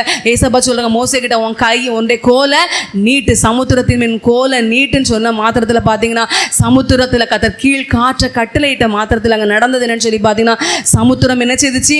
ஒதுங்கிச்சு. பிரவாகித்து ஓடுகிற சமுத்திரம், பிரவாகித்து ஓடுகிற சமுத்திரம் பார்த்தீங்கன்னா ரெண்டாக பிளக்கிற விதத்தில் மாத்திரமல்ல, தேவன் எந்த சிருஷ்டித்த அந்த நாளில் ஓடின அந்த சிவந்த சமுத்திரம் அன்னைக்கு பார்த்தீங்கன்னா வெட்டான் தரையாக மாறிச்சு. தேவ பிள்ளைங்களே, இந்த காலத்தில் கூட மழை பெஞ்சினா பாருங்கள், நம்ம ரோடு மழை பெஞ்சு முடிஞ்சிருக்கும், ஆனால் நம்ம ரோடு காயாது, எப்போ பார்த்தாலும் சளுக்கு புழுக்குன்னு ஒரே தொழியும் சகதியுமாக தான் காணப்படும். ஆனால் பாருங்கள், தேவன் சிருஷ்டித்த நாளில் இருந்து அந்த சிவந்த சமுத்திரத்தை தண்ணி பிரவாகித்து ஓடிச்சு. ஆனால் ஆண்டவர் ஜனத்துக்காக யுத்தம் செய்யும்போது பார்த்தீங்கன்னா, 2 பக்கமும், வலது பக்கமும் இடது பக்கமும் அது மதில் சுவரை போல தண்ணி நின்றுச்சு. ஜனங்கள் வெட்டாந்தரையில் நடந்து போகிறது போல் போனாங்க. அவங்களுக்கு பின்னாடி யார் வந்தா? பார்வோனுடைய சேனையும் வந்துச்சு. ஆனால் இஸ்ரவேல் ஜனத்துக்கு கர்த்தர் வந்து என்ன செய்தாங்க? சிவந்த சமுத்திரத்தை பாதையை உண்டு பண்ணாங்க. ஆனால் இப்போ எகிப்தியருக்கு பாருங்க, தேவன் யார்? தேவன் யார்? நீங்கள் என் பிள்ளைகளை துன்பப்படுத்திடுறீங்களா? நீங்கள் இவ்வளோ கஷ்டப்படுத்துறீங்க, அது மட்டும் இப்போ பின்னாடி தொடர்ந்து வாரீங்களா? நான் யாருங்கிறத உங்களுக்கு காட்டுறேன்னு சொல்லி கர்த்தர் அந்த பார்வோனுடைய சேனையை பார்த்து கலங்கடிச்சு. நம்மெல்லாம் சில நேரம் பார்த்தீங்கன்னா சிரிப்போம் பார்த்தீங்களா? அதே மாதிரி கர்த்தர் அந்த வேதத்தில் வாசிங்கன்னா 14:24 பார்த்தீங்கன்னா, கிழக்கு வெளுத்து வரும் ஜாமத்தில் கர்த்தர் அக்கினியும் மேகமான ஸ்தம்பத்தில் அந்த எகிப்தின் சேனையை பார்த்து அவர்கள் சேனையை கலங்கடித்து பார்த்து சிரிச்சு அவர் கலங்கடித்தார் என்று பார்வன் தேவ பிள்ளைங்க. அப்படிப்பட்ட அனுபவத்தை கர்த்தர் தம்முடைய ஜனத்துக்காக யுத்தம் செய்த அவ்வளோ வேறையும் அந்த கடலில் அழித்து போட்டார் என்று பார்வன் தேவ பிள்ளை. அவங்க சும்மா தான் இருக்க சொன்னாங்க, நீங்கள் ஒன்றுமே செய்யாண்டா, நான் உங்களுக்காக யுத்தம் பண்ணுறேன். அதுபோல தான் பார்த்தீங்கன்னா 2 நாளாம் புஸ்தகம் 20:12 கூட வாசிக்கும் போது யோசபாத் ராஜா சொல்றாங்க, ஆண்டவரே அவங்க அந்த யோசபாத் ராஜா கோதமா பல ராஜாக்கள் 3 விதமான ராஜாக்கள் வந்து யுத்தத்துக்கு வந்துட்டாங்க. அப்படிப்பட்ட சூழ்நிலைமையில பார்த்தீங்கன்னா அந்த யோசபாத் ராஜா, ஆண்டவர் இவங்க முன்னாடி நிற்கிறதுக்கு கூட எங்களுக்கு பலன் இல்லை அப்படின்னு சொல்லி யுத்தம் செய்யறதுக்கு அவங்க பக்கத்து நாடு அவங்க கிட்ட போய் என்ன அதை தாங்க, அந்த கருவி தாங்க, இந்த ஆயுதம் தாங்கன்னு கேட்கல. அந்த தேசத்துல வேதத்தில் வாசித்து பார்த்தீங்கன்னா 15வது வசனம் 18வது வசனத்தில் நீங்கள் பார்த்தீங்கன்னா சின்ன பிள்ளைங்க முதற்கொண்டு பெரியவங்க வயசான தாத்தா பாட்டி வரைக்கும் ஆண்டோர் சமூகத்தில் நின்றாங்க. நம்ம பாருங்க, நமக்கு ஒரு பிரச்சனை கஷ்டம்னு வந்தா ஆண்டோர்கிட்ட வாரமா, ஆண்டோர் சமூகத்தில் நிற்கோமா, ஊழியக்காரங்க கிட்ட ஆலோசனை கேட்குறோமா? பாருங்க எங்கெங்கேயோ போயிடுவோம் தெய்வ பிள்ளைங்களே. ஆனால் பாருங்க அந்த ஜனங்கள் யுத்தத்துக்கு வந்து நிற்காங்க. அவங்க செஞ்ச ஒரே செயல் தேவ சமூகத்தில் வந்து நின்றாங்க. அது மாத்திரம் பின்னாடி பார்த்தீங்கன்னா ஆண்டோர் சமூகத்தை துதித்து பாடினாங்க. கர்த்தரை யுத்தம் பண்ண ஒருவருக்கு விரோதமாய் ஒருவர் எழும்பினதுனால அவங்க எல்லாம் மடிந்து போனாங்க. பாருங்க, தம்முடைய சத்துருக்களை ஜெயிப்பதில் ஒரு கூட்ட ஜனம் தம்முடைய ஜனத்துக்காக யுத்தம் செய்வதில் கர்த்தர் மாறாதவராக காணப்படுறாங்க. நேற்று என்கிற அனுபவத்தை தியானத்தை இன்று என்கிற அனுபவத்தில் பார்த்தீங்கன்னா ஒவ்வொரு தனிப்பட்ட தெய்வ பிள்ளைங்களுடைய வாழ்க்கையிலையும் சத்துருக்களுடைய ஆவி ஆத்துமா சரீரத்துக்கு விரோதமாக சத்துரு என்ன செய்யறான்? போராடிக்கிட்டே இருக்கான். அந்த சத்துருக்களை அழிப்பதில் கர்த்தர் மாறாதவராக காணப்படுறாங்க. தெய்வ பிள்ளைங்களே, எப்படி மாறாதவராக காணப்படுறான்னு சொல்லி பார்த்தீங்கன்னா, சிங்கத்தின் மேலும் விரியன் பாம்பின் மேலும் நீ நடந்து பால சிங்கத்தையும் வலு சர்ப்பத்தையும் மிதித்து போடுவா என்கிற அனுபவத்தில், சமாதானத்தின் தேவன் தாமே சாத்தானே காரியங்களை நசிக்கப்படும் சொல்கிற அனுபவத்தில் நம்முடைய ஜீவிதத்தை அவருடைய எல்லா காரியத்தையும் கர்த்தர் நமக்காய் ஜெயத்தை தரக்கூடியவரை வெற்றியை தரக்கூடியவராக கர்த்தர் காணப்படுறாங்க. பாருங்க தெய்வ பிள்ளைங்க, நம்ம நல்லா ஒழுங்கா நான் வேதம் வாசி இந்த வருஷத்துல ஆரம்பத்தில் பாருங்க எத்தனையோ பேர் பொருத்தனை பண்ணியிருப்பாங்க, தீர்மானம் பண்ணியிருப்பாங்க, நான் இத்தனை அதிகாரம் பைபிள் வாசிப்பேன், இவ்வளோ நேரம் ஜெபம் பண்ணுவேன், சர்ச்சைக்கு ஒழுங்காக போயிருவேன். ஆனால் எத்தனை பேர் ஒழுங்காக இருந்து இன்னைக்கு இந்த நிமிஷத்தில் வரைக்கும் ஒழுங்காக இருக்காங்கன்னு தெரியாது. நல்ல வேதம் வாசிப்பேன், ஜெபிப்பேன், பொருத்தனை பண்ணியிருப்பாங்க.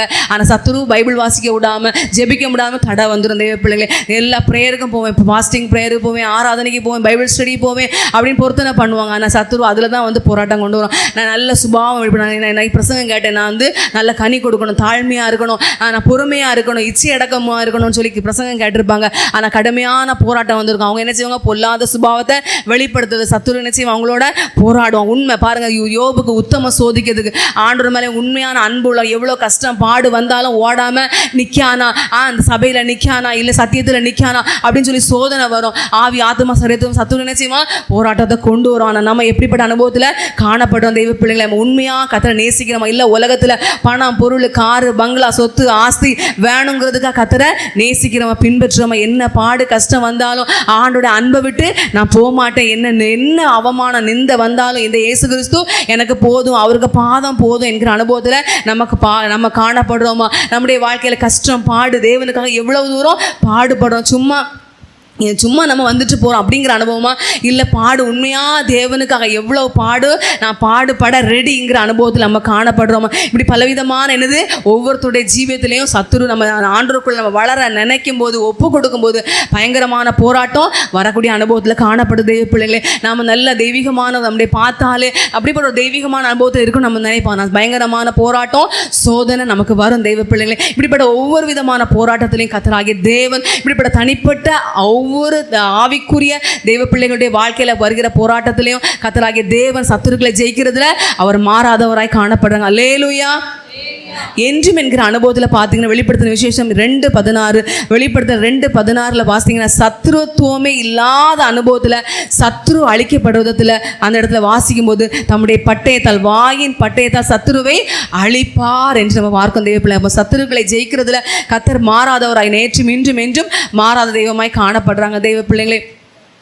அதுக்கு 6வதாக பார்த்தீங்கன்னா கர்த்தர் எதில் மாறாதோன்னு சொல்லி பார்த்தீங்கன்னா வல்லமையில் மாறாதவர், வல்லமையில் மாறாத அற்புதங்கள் செய்கிறதுல கர்த்தர் மாறாதவர். நேற்று என்கிற அனுபவத்தில் பார்த்தீங்கன்னா காண்கிற விதத்தில் பல அற்புதங்களை கர்த்தர் செய்யக்கூடியவங்களை காணப்படுறாங்க தெய்வ பிள்ளைங்களே.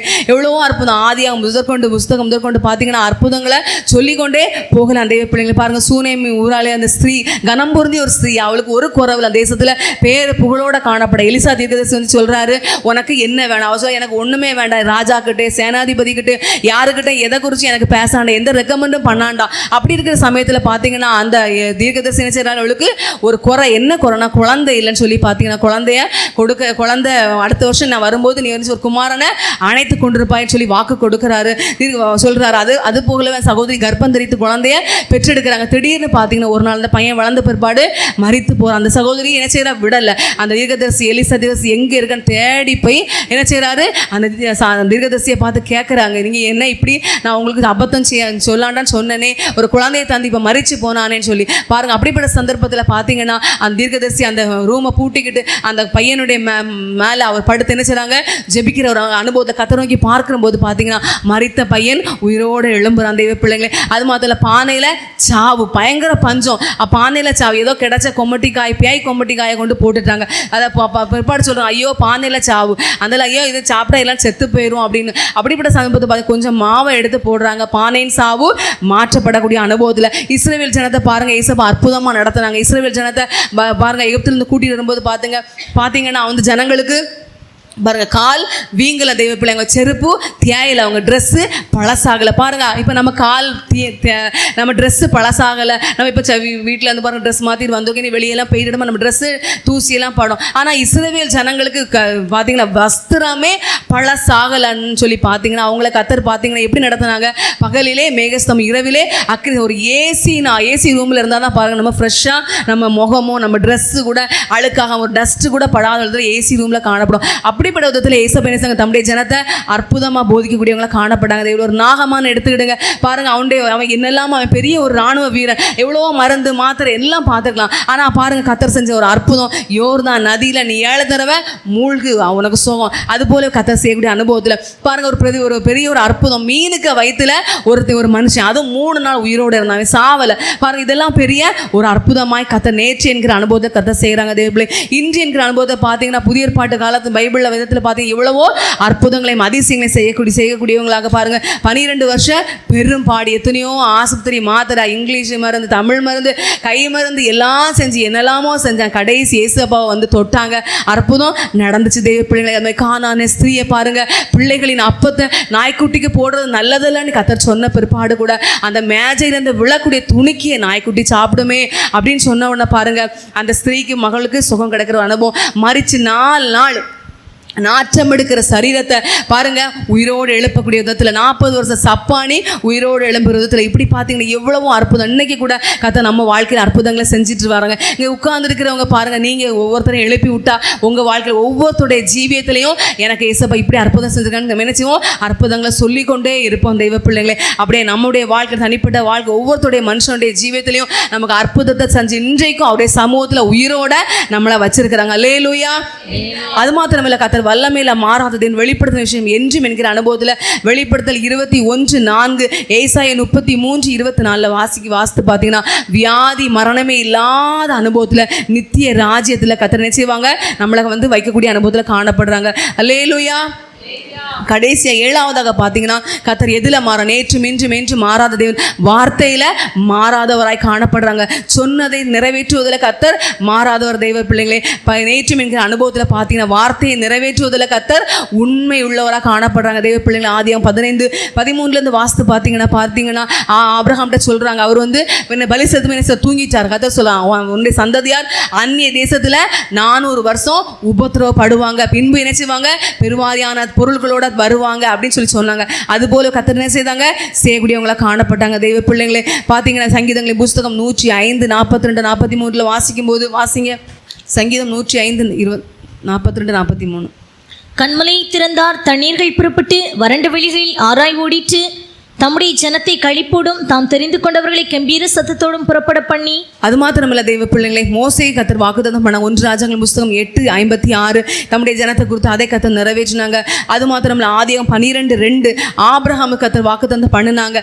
ஒண்ணுமே கிடையாது, அவருக்கு வாக்குத்தத்தத்தின் பிள்ளை இல்லை. தெய்வ பிள்ளை அவருக்கு ஆஸ்தி எல்லாம் இருந்துச்சு, அவங்களுக்கு குறைன்னு சொல்லி ஒண்ணுமே இல்லை. ஆனால் இருந்தது வாக்குத்தத்தத்தின் பிள்ளை இல்லை. அப்படிப்பட்ட அனுபவத்திலையும் பார்த்தீங்கன்னா கர்த்தர் சொன்ன, நான் உன்னை பெரிய ஜாதியாகும், சந்ததியை கடற்கரை மணலை போல வானத்து நட்சத்திரத்தை போல உன்னை ஆஸ்வதிப்பேன்னு சொல்லி கர்த்தர் சொன்னாங்க.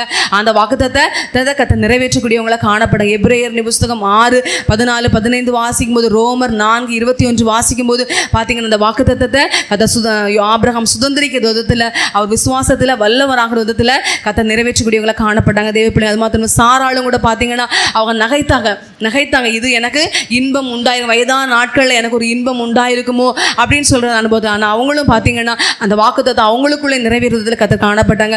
அது மாத்திரம் 2 நாளாம் புஸ்தகம் 32:24 கூட பாருங்க, எசேக்கியா அவர் சாகிற தருவாயில் என்னை செத்து போவேன், வீட்டுக்காரத்தை ஒழுங்குபடுத்து, நீ மரித்து போவா அப்படின்னு சொல்லி கர்த்தருடைய வார்த்தை சொல்றாரு. அப்படிப்பட்ட அனுபவத்தில் மறுபடியும் சோர்புறமாக அழுத பிற்பாடு கர்த்தருடைய வார்த்தை மறுபடியும் அவருக்கு உண்டாகி சொல்கிறேன். என்ன சொல்கிறான்னு சொல்லி பார்த்தீங்கன்னா, நான் உனக்கு ஆயுசு நாட்கள், நான் 15 வருஷத்தை நான் கூட்டுவேன் அப்படின்னு சொல்லி சுகத்தை கொடுக்கறதுக்கு அடையாளமாக அந்த இடத்துல கர்த்தர் ஒரு அற்புதத்தை கர்த்தர் 2 ராஜாக்களுடைய புஸ்தகம் 20ஆம் அதிகாரம் 1வது வசனத்தை வாசித்து பார்த்தீங்கன்னா இந்த காரியங்களை நம்ம பார்க்கலாம். அந்த இப்படிப்பட்ட அனுபவத்தில் கர்த்தர் வாக்குத்தத்தம் பண்ணினாங்க. ஆபிரகாம், ஈசாக்கு, தாவீது அநேக காரியங்களை குறித்து கர்த்தர் வாக்குத்தத்தம் பண்ணினாங்க. எல்லா வாக்குத்தத்தையும் கர்த்தர் நிறைவேற்ற உண்மை உள்ளவராய் கர்த்தர் காணப்பட்டாங்க. தெய்வ பிள்ளைகளை, இன்று என்கிற அனுபவத்தில் பார்த்தீங்கன்னா 2 கொரிந்தியர் புஸ்தகம் 1:20 வாசிக்கும் போது கர்த்தருடைய வாக்குத்தத்தங்கள் எல்லாம் நமக்கு ஆம் என்றும் ஆமே என்று நமக்கு எண்ணற்ற வாக்குத்தத்தங்கள். நம்ம கலாத்தியர் 4:28 வாசிக்கும், நாம ஒவ்வொருவரும் வாக்குத்தத்தத்தின் பிள்ளைகளாக, வாக்குத்தத்தை சுதந்திரித்துக் கொள்ள பிள்ளைகளாக நம்ம காணப்படும். எபிரேயர் 10:23 வாசிக்கும் போது, வாக்கு பண்ணினவர் உண்மை உள்ளவர், அவர் என்ன செய்வாங்க, அப்படியே செய்யக்கூடியவங்களை காணப்படும். எவ்வளவோ வாக்குத்தங்கள், எண்ணற்ற வாக்குத்தத்தங்களை கர்த்தர் நமக்கு இன்னைக்கு தந்து வாராங்க. நாம் அந்த வாக்குத்தத்தத்தை சொல்ல அறிக்கையிட அந்த வாக்குத்தத்தத்தை நாம சுதந்திரமாக்கி கொள்ள. ஒரு முறை சபையில கூட மாதந்தோறும் வாக்குத்தத்தம் தாராங்க, வாரந்தோறும் வாக்குத்தத்தத்தை தாராங்க, வருஷத்துக்கு வாக்குத்தத்தம் தாராங்க, ஒவ்வொரு தனிப்பட்ட தெய்வ பிள்ளைகளுக்கு வாக்குத்தத்தத்தை தாராங்க. இது மாதிரி இதை தவிர தேவன் தனிப்பட்ட விதத்தில் எவ்வளவோ கொடுக்குறாங்க. அதெல்லாம் நம்ம அறிக்கையிட அது வாக்குத்தத்தை தந்திருக்காருன்னு சொல்லிட்டு நம்ம இருக்கிறது மாத்திரமல்ல, அறிக்கையிட அந்த வாக்குத்தத்தை நமக்கு சுதந்திரமாக்கப்படும். அல்லேலூயா. இயேசு கிறிஸ்து நேற்றும் இன்றும் என்றும் மாறாத ஒரு அனுபவத்தில், என்றும் என்கிற அனுபவத்தில் பார்த்தீங்கன்னா வார்த்தையின் பூரணராக அவர் காணப்படுறாங்க. தேவன் என்ன வாக்குத்தத்தம் கொடுத்துருக்கான்னு சொல்லி பார்த்தீங்கன்னா 1 யோவான் 2:25 வாசிக்கும் போது, நித்திய ஜீவனை அளிப்பேன் என்பதே அவர் நமக்கு பண்ணின வாக்குத்தத்தமாக காணப்படுது. தேவ பிள்ளைங்க விதத்தில் வாசிக்கும் யோவான் 3:16 வாசிக்கும் போது, ஒரே பேரான குமாரன் விசுவாசிக்கிறவன் அவன் கெட்டு போகாமல் அவனுக்கு நித்திய ஜீவனை அளிப்பேன். இயேசு கிறிஸ்துவ தீத்து 1:3 கூட வாசிக்கும் போது, அவர் விசுவாசிக்கிற அவங்களை பின்பற்றவங்களுக்கு நித்திய ஜீவன் உண்டு என்று கர்த்தர் சொல்றாங்க. தெய்வ பிள்ளை, அப்போ நம்முடைய வாழ்க்கையில கூட இயேசு கிறிஸ்து நேற்றும் என்றும் மாறாத தேவன். அவர் எப்படிப்பட்ட வார்த்தையில மாறாதவராக காணப்படுறாங்க, வல்லமையில கர்த்தர் மாறாதவராக காணப்படுறாங்க, சத்துருக்களை அழிக்கிறதுல கர்த்தர் என்ன செய்றாங்க, மாறாதவராக காணப்படுறாங்க. மணவாளனின் என்ற அனுபவத்தில் கர்த்தர் மாறாதவராக இருக்கிறாங்க, போஷிக்கிற விதத்தில் கர்த்தர் மாறாதவராக இருக்கிறார், துதியின் அனுபவத்தில் கர்த்தர் மாறாதவராக இருக்கார், அன்பு செலுத்துறதுல கர்த்தர் மாறாதவராக இருக்க. அந்த நாளை கேட்டு சத்தியத்தின் பிரகாரமா கர்த்தர் நம்மை அவருடைய வருகையில ஆயத்தப்படுத்துவாராக. Praise the Lord.